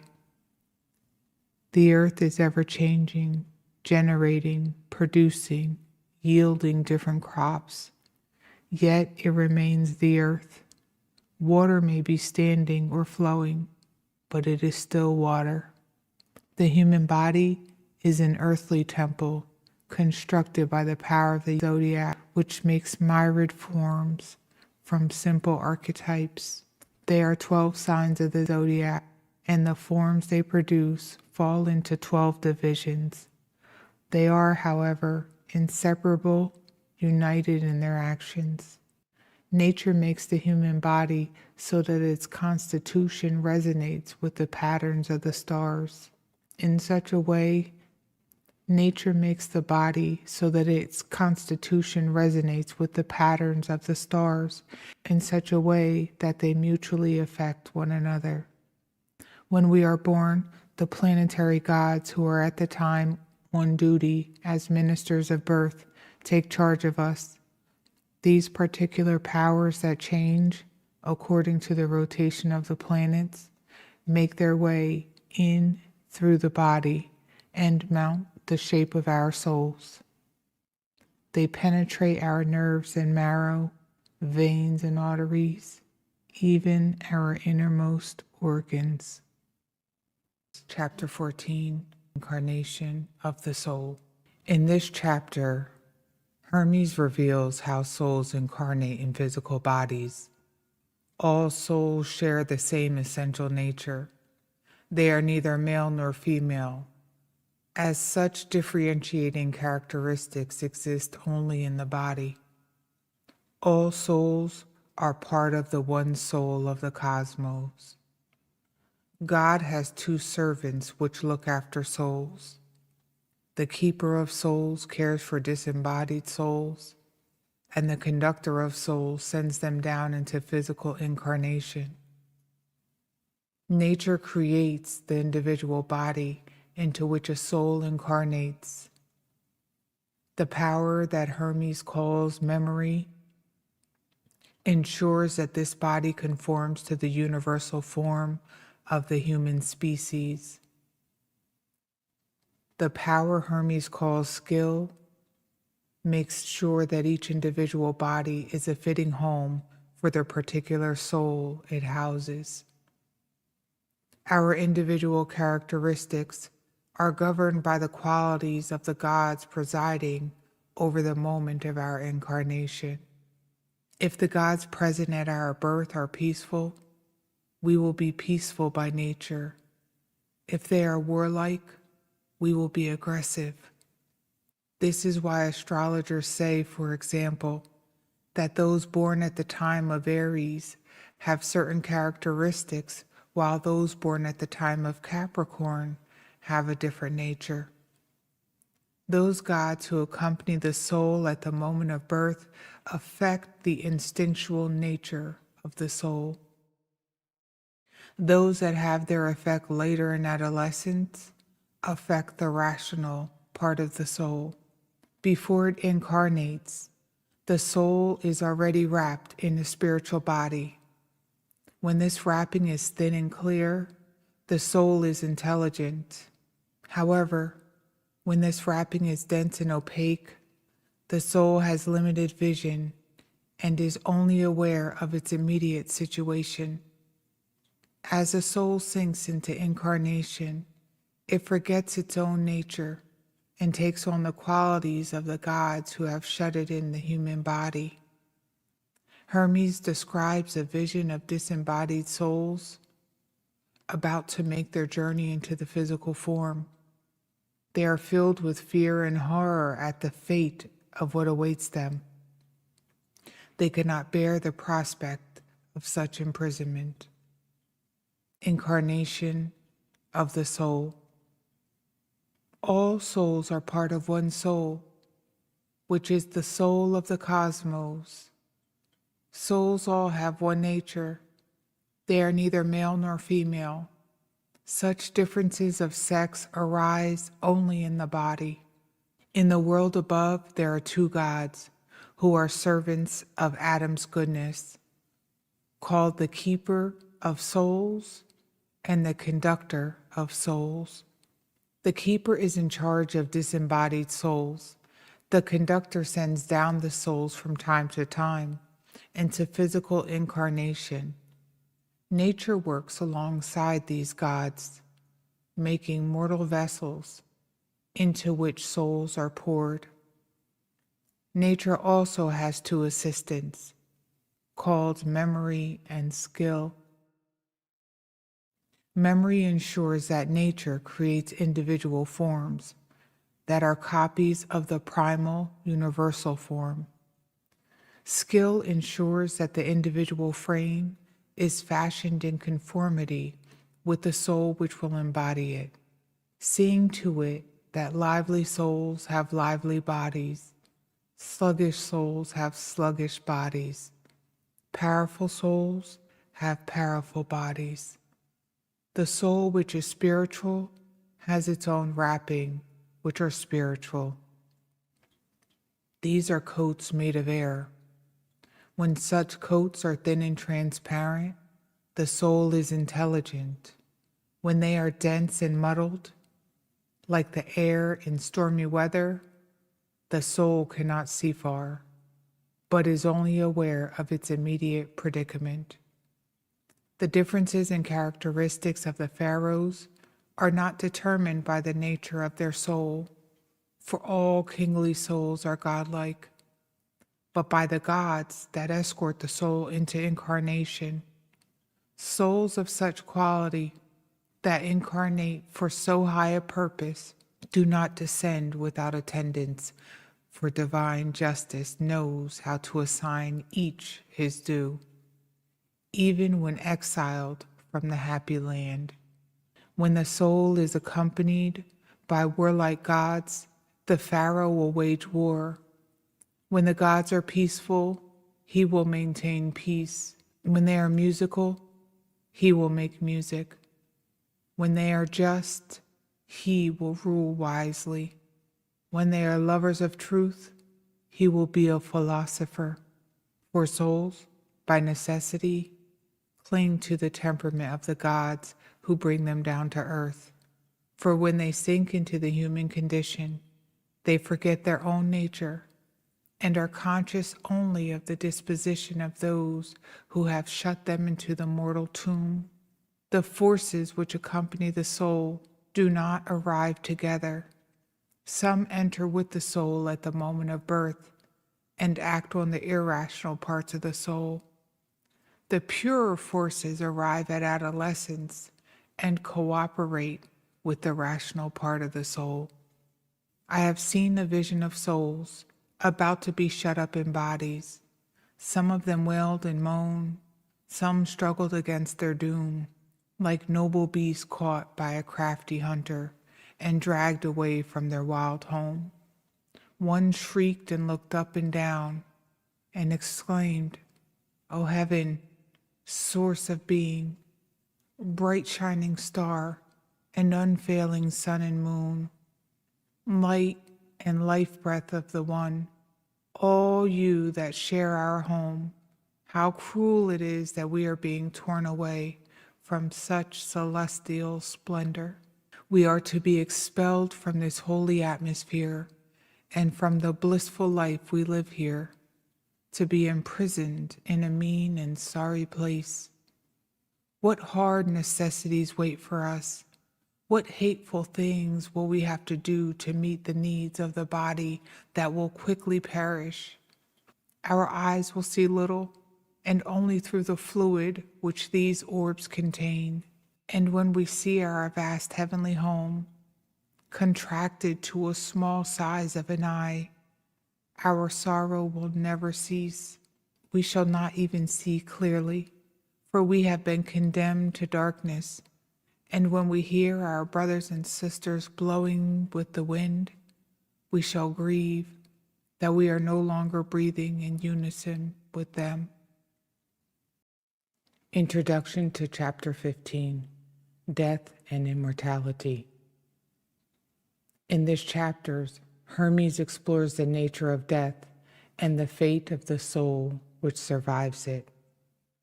From mankind's perspective, time is a destroyer. Through the process of time, we age and die. From a cosmic perspective, time is an endlessly repeating cycle, measured by the constant revolution of the stars. While the things of the earth are always changing, The orbits of the stars always remain the same.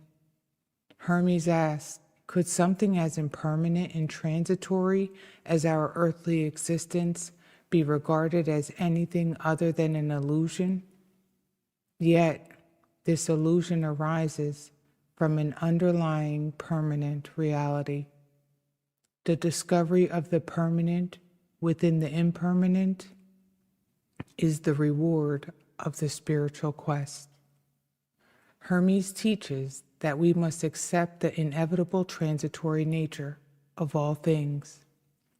Everything is in a process of being born and then dying. The old must pass away so that the new can come into existence. New shoots are born from the decaying remains of old vegetation, and these new shoots, in turn, eventually decay and die.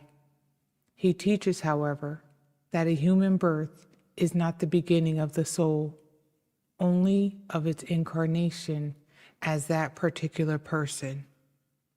Death is simply the end of this particular person and the soul's transformation into another state. Death is just the discarding of a worn-out body.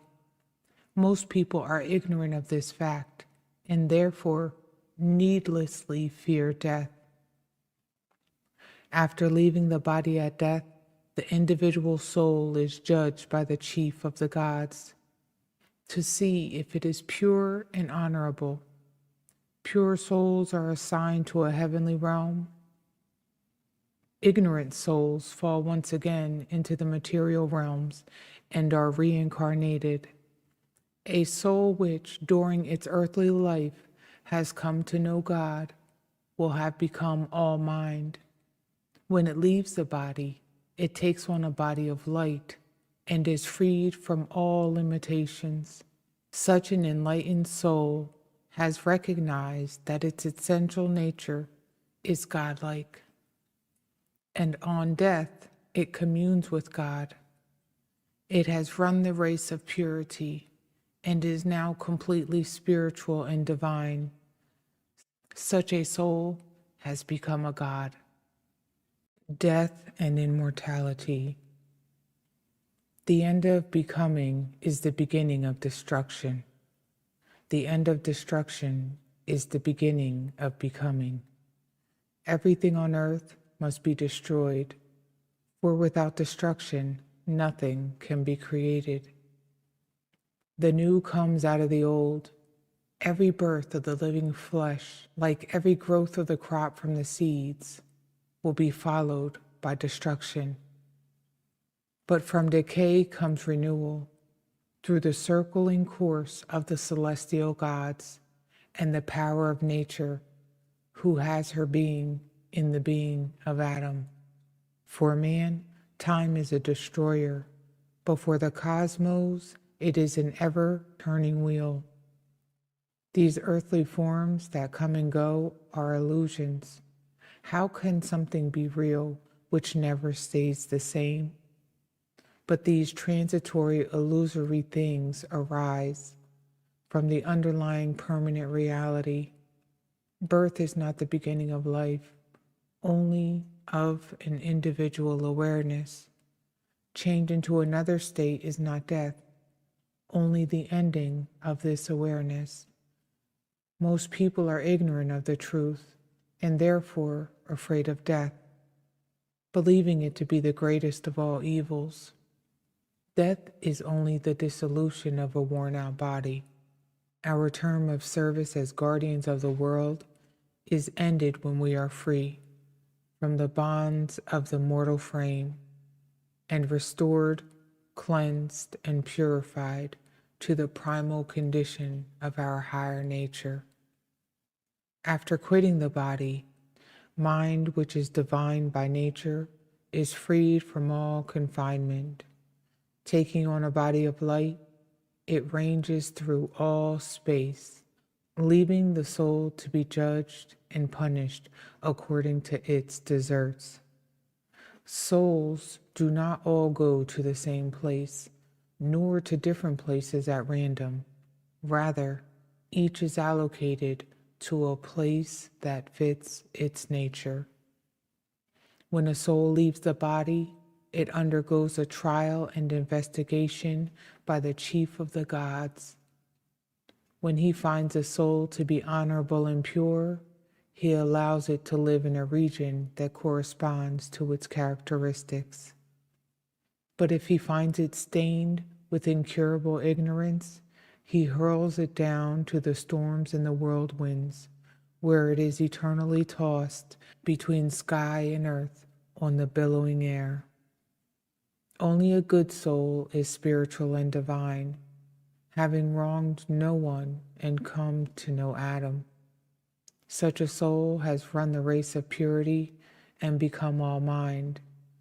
After it leaves its physical form, it becomes a spirit in a body of light, so that it may serve Atum. At the dissolution of the body, first the physical form is transformed and is no longer visible. The vital spirit returns to the atmosphere. The bodily senses go back to the universe and recombine in new ways to do other work. Then the soul mounts upwards through the structures of the heaven. In the first zone, it is relieved of growth and decay.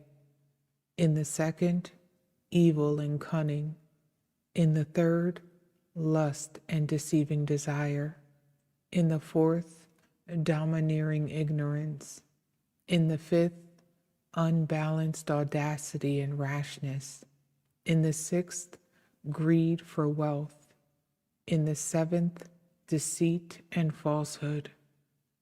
Having been stripped of all that was put upon it by the structures of the heavens, the soul now possesses its own proper power and may ascend to the eighth sphere, rejoicing with all those that welcome it and singing psalms to the Father.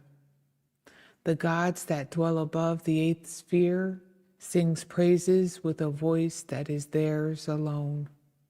Call each soul to surrender to the gods, and so each one becomes itself a god by entering communion with Atum.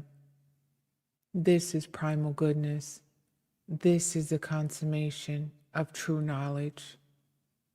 Having been initiated into immortality, a human soul now transforms into a god, joins the gods who dance and sing in celebration of the glorious victory of the soul.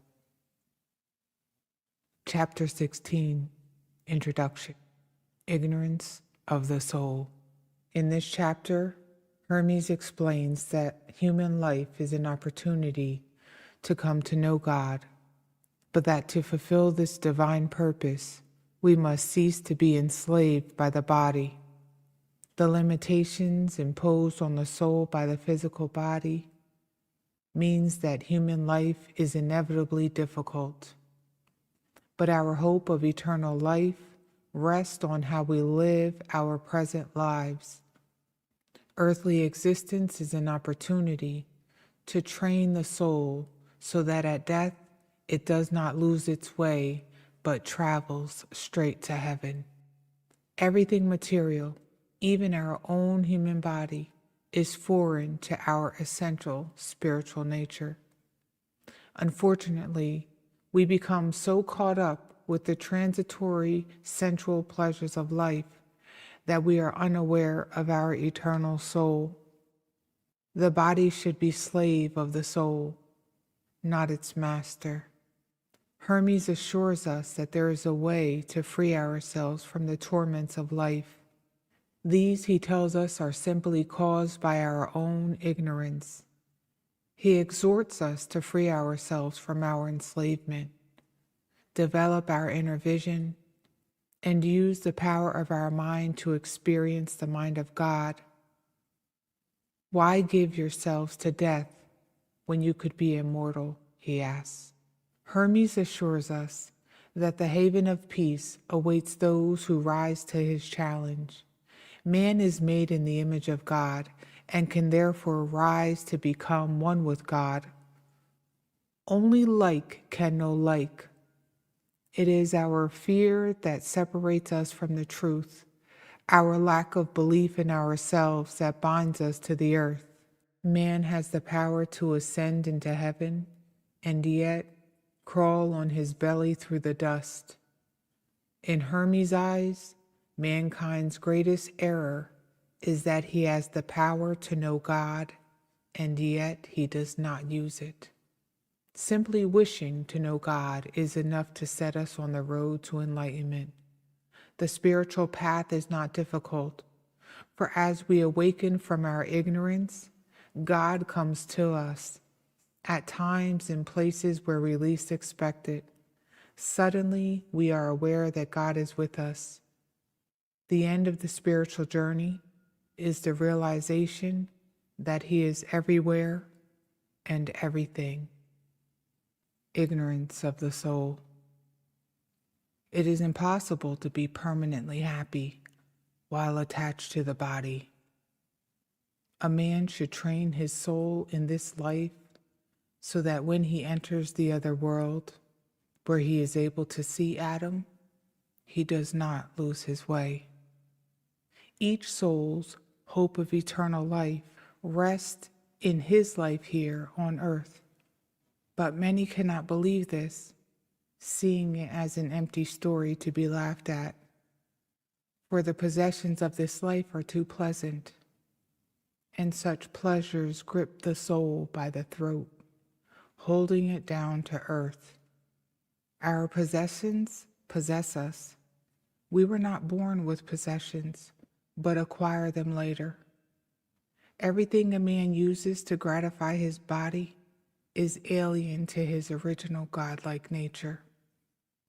Not only possessions, even the body is foreign to our true self. The mind of the cosmos is known through thought alone. A soul with no inner vision is blind to Atum's goodness, tossed by the seas of passion which the body breeds. What fire burns like impurity? What hungry predator has the power to maim the body as impurity does to mutilate the soul? Can you see the torture that the impure soul endures? It shrieks, "I am on fire. I am burning. I don't know what to say or do. I am devoured by the miseries that possess me." Are not such cries the appeals of a soul in torment? Such a soul bears the body like a burden, as its master, not as its slave. Tear off this cloak of shadows, this web of ignorance, these shackles of decay, this living death, this conscious corpse, this portable tomb, this robber in the house, this enemy that hates all that you love, this garment that smothers you and holds you down. Ignorance floods the land. Its currents sweep you away. Don't be borne downstream.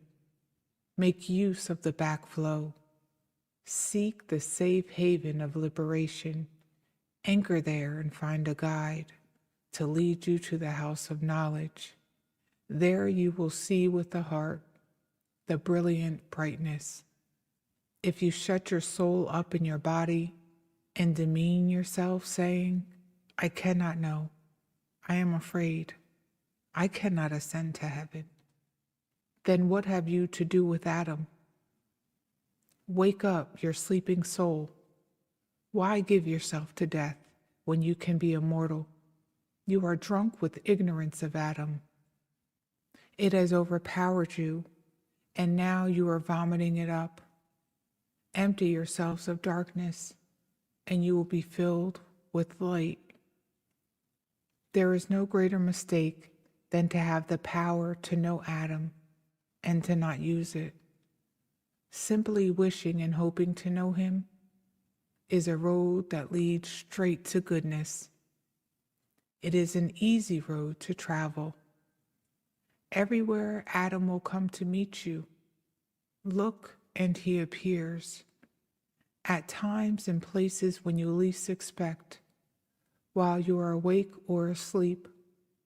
when you travel by water or land, by night or by day, while you are speaking or silent.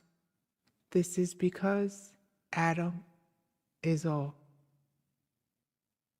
Chapter 17, Introduction. Knowledge of Atum. In this chapter, Hermes teaches us how to attain knowledge of God. This, he declares, is the very purpose of human life. Only like can truly know like. So to know God, we must become like God.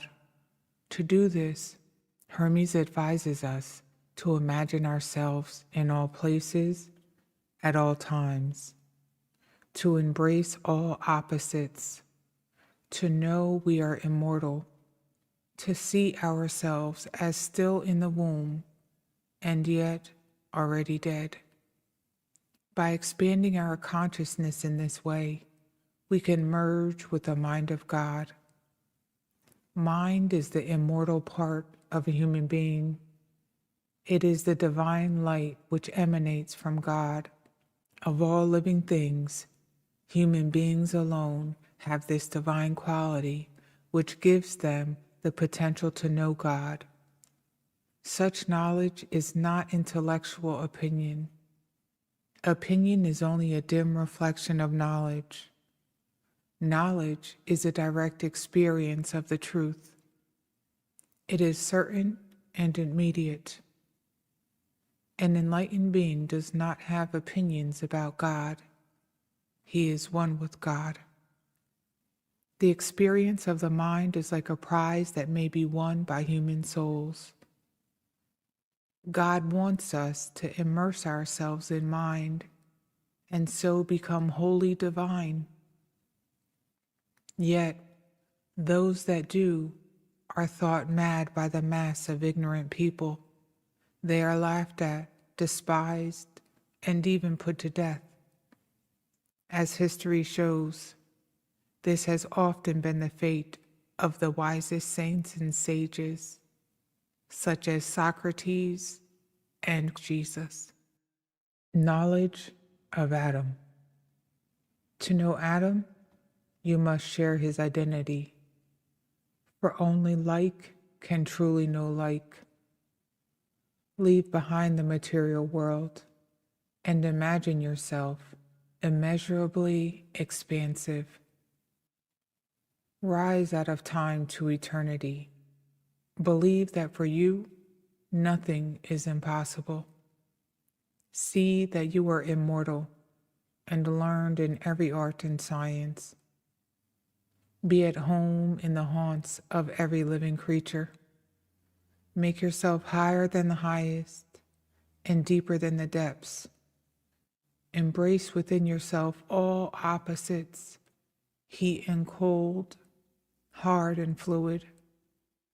Think yourself everywhere at once, on land, at sea, in heaven. Imagine yourself born in the womb, yet also young and old, and already dead. And in the world beyond the grave, see that everything coexists within mind. All times, all places, all things of all shapes and sizes. Then you will know Atum. If it is possible to talk of the substance of Atum, then mind is the very divine substance. Although only Atum knows its precise nature, mind is not separate from Atum, but emanates from him, like light from the sun. In human beings, mind produces divinity. Through mind, some become godlike. For as Osiris teaches, gods are immortal men, and men are mortal gods. Mind is the divine part of a human being, which is capable of rising to heaven. The material part, consisting of fire, water, earth, and air, is mortal and remains earthbound, so that he does not abandon the body that has been entrusted to him. Soul is nourished by fire and air, and the body by water and earth. Mind is the fifth part, which comes from light and is bestowed on humankind alone. Of all the beings that have soul, only human beings elevated by this gift of mind may attain knowledge of Atum. Such knowledge is not opinion, which is only a poor copy of knowledge, an echo in comparison with a voice, the dim reflected light of the moon compared to the brilliance of the sun. Mind and speech are great gifts that Atum bestowed on humans alone. Used wisely, they make a man like the immortal gods, only different in that he is incarnated in a physical form. When he leaves behind this body, mind and speech will be his guides, leading him to join the company of the gods and other souls that have attained the supreme bliss. Other creatures have voice, but not speech. Each living creature has its own unique voice, but speech is shared in common by all human beings. Humankind is one, and speech is also one.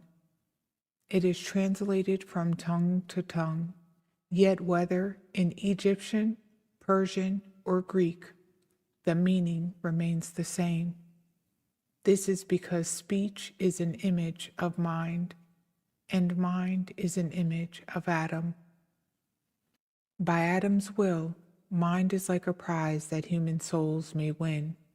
He filled a great bowl with mind and sent it down to earth, telling a herald to announce, "Listen, every human heart, immerse yourself in mind, and recognize the purpose of your birth. Ascend to him who sent this bowl. Those that bathe themselves in mind find the true knowledge and become complete. Yet they are not pleasing to the masses of men. They are thought mad and laughed at. They are hated and despised, and may even be put to death." Chapter 18, Rebirth. In this chapter, Hermes reveals the secret of spiritual rebirth, through which we can awaken to our immortal soul. The inexorable workings of destiny, imposed on man by the turning of the Zodiac, subjects all human beings to the pain of birth and death. Man's problem is in that in his ignorance, he believes himself to be just the body, one that will grow old, suffer, and eventually die. His sense of injustice at the inevitability of his fate leads him to hurt himself and others, either through lust for more life or fear of approaching death.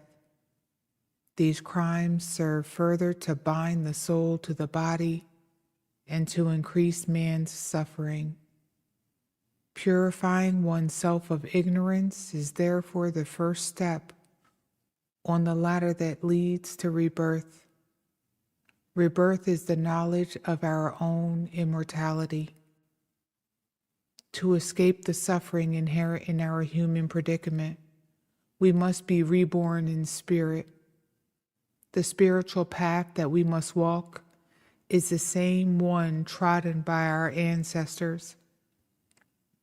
It is a hard rule to follow while incarnated in a physical body, because we must struggle to master ourselves. Right understanding purifies us of all the vices that torment us and awaken our immortal soul. One who is thus reborn communes with God, but this only happens when we stop talking about it and allow it to occur naturally in the silence and tranquility of deep contemplation. An enlightened being no longer believes he is a body. The body belongs to nature, not to him, and so its fate is of no importance. He is one with everything.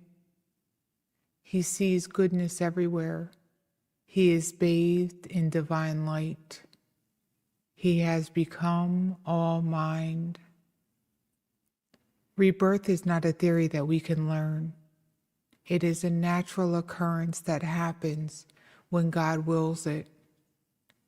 All that we may do is prepare for this enlightenment by mastering our passions and accepting whatever fate may bring us. For a man with vision, all things are good, even if other people see them as evil. His knowledge of God gives him the ability to see goodness at work, even when he is mistreated by others. Those who are reborn are already living in the kingdom of heaven. Rebirth. No one can be saved until he is born again. If you want to be reborn, purify yourself of the irrational torments of matter. First of these is ignorance. Second is grief. Third is lack of self-control. Fourth is desire.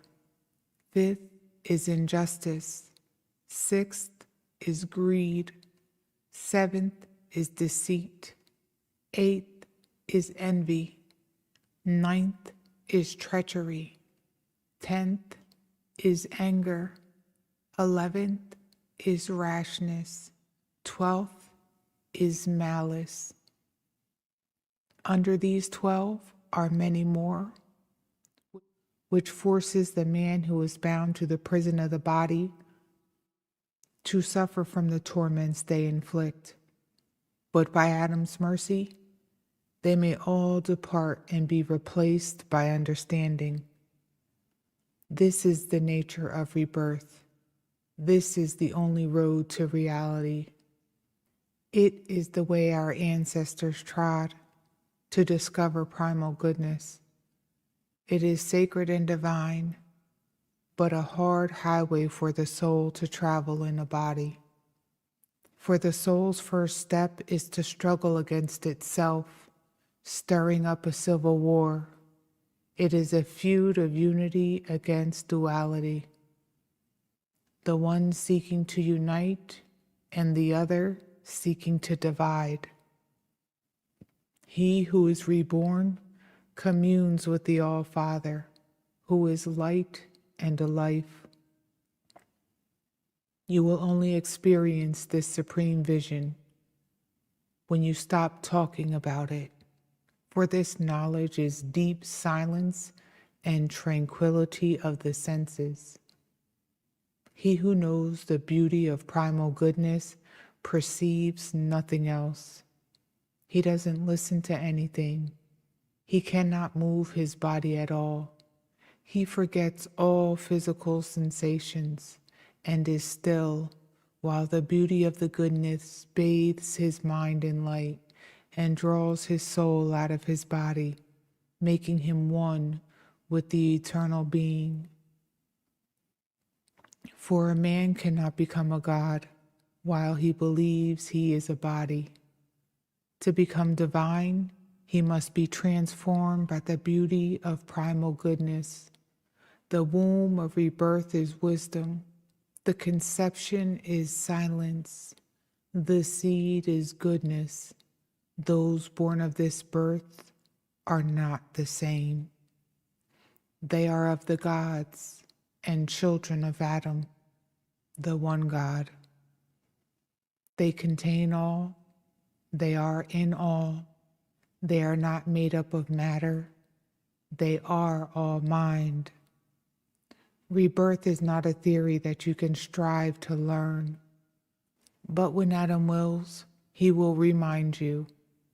A man may only seek to know Atum by controlling his passions and letting destiny deal as she wills with his body, which is no more than clay that belongs to nature and not to him. He should not attempt to improve his life by magic or oppose his fate using force, but allow necessity to follow its course. For the man of vision, all things are good, even if they appear evil to others. When men devise mischief against him, he sees it in the light of his knowledge of Atum, and he, and only he, transforms evil into goodness. Chapter 19, Introduction. Secret Teachings. In this chapter, Hermes reviews his teachings and encourages us to go beyond his words to a profound realization of their truth. The teachings of the ancient mystery religions were closely guarded secrets, an oath of secrecy punishable by death was taken by all initiates. In reality, however, these secrets guard themselves. They are sacred, open secrets, written in the language of nature, in the movement of the stars, and the singing of the birds. The answers are there for all who are able to look and to listen with mind, unclouded by others' opinions. Hermes has taught us some of these profound secrets. If we are not ready to receive them, we will simply not understand what we have read. Words lead us to the doorway of truth, but only by contemplating their meaning can we pass through. If we meditate on these teachings, we will know them to be true. If we don't, they will be just more concepts and opinions. Hermes has tried to paint a picture of God for us. If we catch his vision, it will take possession of our soul and lead us to knowledge. It is hard to let go of our familiar way of seeing things, but by God's grace, we can be spiritually reborn and return to our original home. God is like a musician who creates the harmonies of the cosmos and gives each individual his own particular theme to play. If the music of life seems discordant to us, we should not blame the master musician, but ourselves. We are the out-of-tune instruments, which mars the beauty of his composition. Hermes reflects that when we devote ourselves to the spiritual path, we mysteriously become perfectly tuned. Hermes is aware of his own personal weaknesses, but God still makes him a perfect vehicle for his divine will, and can do the same for us if we are prepared to let him. Secret Teachings. Now that you have learned these lessons, you must promise to keep silent and never to reveal how the rebirth is transmitted. These teachings have been set down in private to be read only by those whom Atum himself wills to know them. Only if you contemplate all that I have said will you know it to be true. If you do not, you will not believe me. For belief grows from contemplation, and disbelief from lack of thought. Speech alone cannot convey the truth, but the power of mind is extraordinary, and when it has been led by speech to think things through thoroughly, it can find the peace of true beliefs. Only if grasped by thought in this way will my teachings be understood. I have, as far as is possible, painted for you a likeness of Atum, who, if gazed upon with the eyes of your heart, will lead you to the upward path.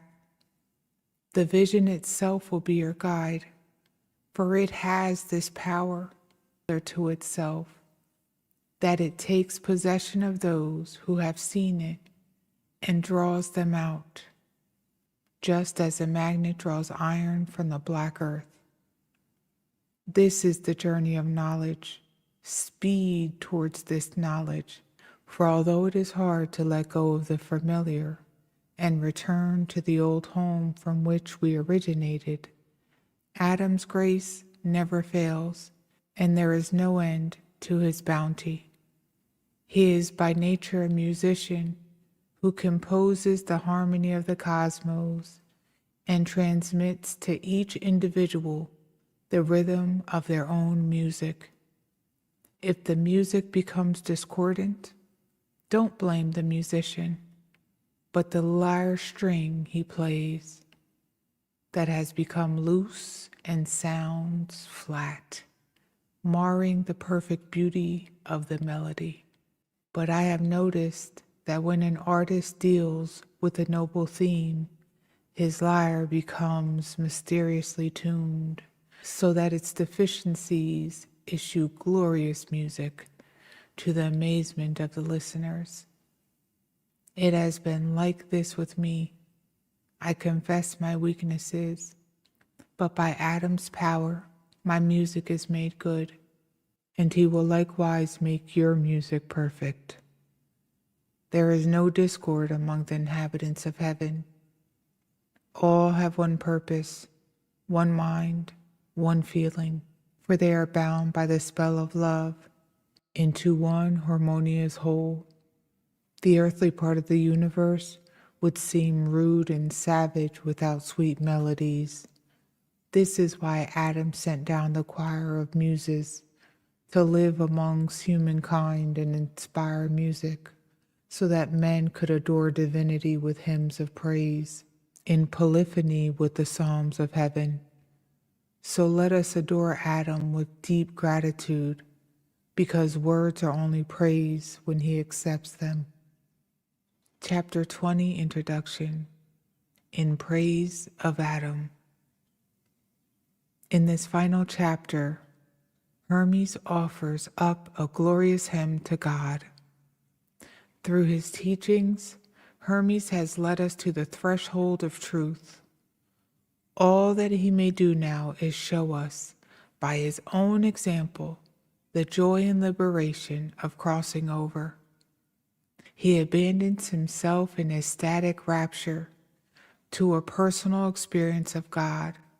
He sings the praises of God, who is one and all, who loves us like a father and is the mother of everything. The eternal consistency which causes the whole universe to change, the goodness of all around us. We can only thank God for his many blessings by learning to know his greatness. Yet Hermes knows it is God who is singing these psalms through him. God is all that we do, all that we say, all that we are, all that happens. Hermes has become a passive instrument of God's will. He no longer sees the world with physical eyes, but witnesses the unfolding changes of life within God's eternal mind.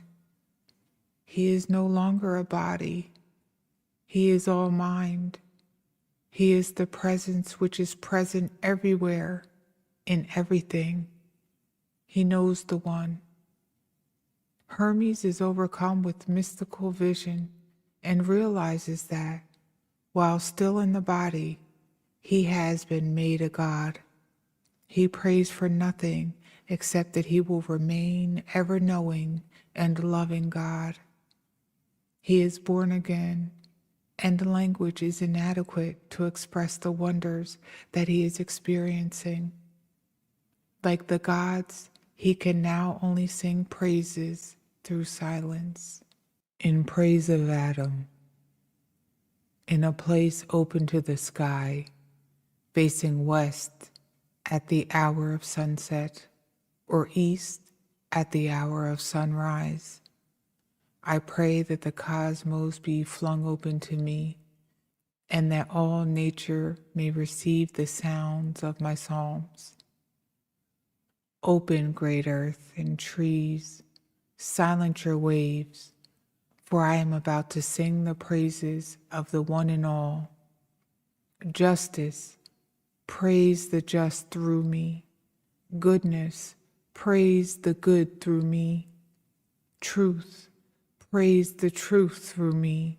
Selflessness, praise the all through me.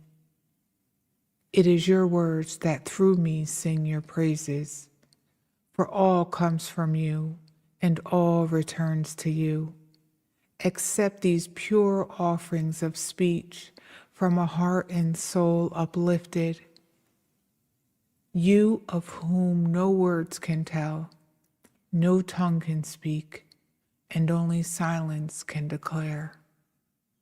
I thank you with a brimming heart, for it is only by your grace that I see your light and come to know you. I thank you who no man knows, you whom we honor with the title Atum, because you are our master, you whom we call Father, because you have shown in all your acts towards us the loving kindness and warm affection that a father feels. No, your love is greater than a father's love, for you have given us the gifts of mind and speech and knowledge. Mind so that we may approach you, speech that we may call to you, knowledge so that we may experience you, finding our salvation in your light and becoming filled with bliss. We can thank you only by learning your greatness. I have learned to know you, you, the most brightly blazing light of mind. I have learned to know you, the true life of humankind. I have learned to know you, you, the prolific all womb, which impregnates itself. I have learned to know you, you, the eternal consistency, which stands unmoved and causes the whole universe to revolve. Who can speak about you? Who can speak to you? Where shall I look to praise you, upwards or downwards? For you are space in which all things are contained. There is no place but you. All is in you. What offering can I bring you? For you are all things. You give everything and receive nothing. There is nothing that you lack. For what shall I praise you? For the things you manifest or the things you conceal? How shall I sing to you? Am I my own? Have I anything which is mine? Am I other than you? You are all that I am. You are all that I do. You are all that I say. You are all that happens. You are all that has not occurred. You are my mind in your thinking. You are a Father in your creating. You are Atum who does everything. You are primal goodness everywhere. You have revealed your being, and I am overcome.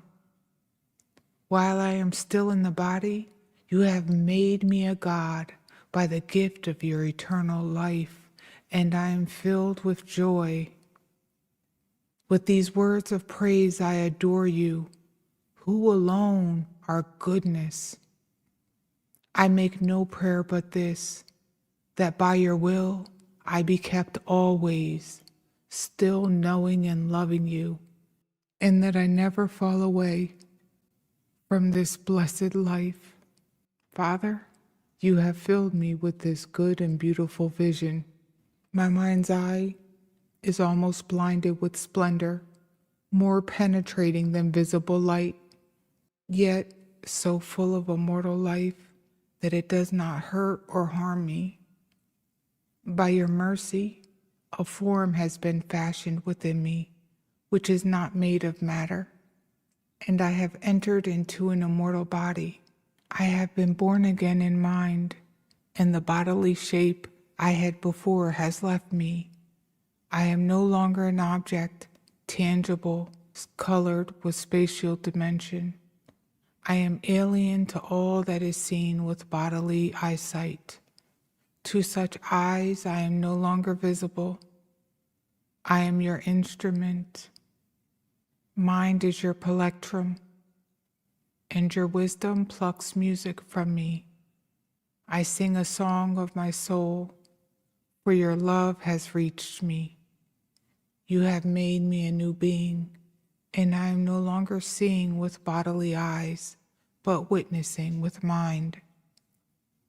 When a man is born again, he is not a body of 3 dimensions. He is all mind. Now that I see in mind, I perceive myself to be the all. I am in heaven and earth. I am in water and air. I am in beasts and plants. I am a newborn babe. I am still in the womb. I am yet to be conceived. I am the presence which is present everywhere. I see incredible depths. How can I describe this vision? With my mind, I see. I know the one. I know the one that wakes me from the forgetfulness. I see my soul. I am afraid to speak. I have found the source of the powers of all powers that have no beginning. I see a fountain bubbling with life. I am mind. I have seen. I have found that which I seek. I know peace is your purpose. By your will, I am born again. Language is inadequate.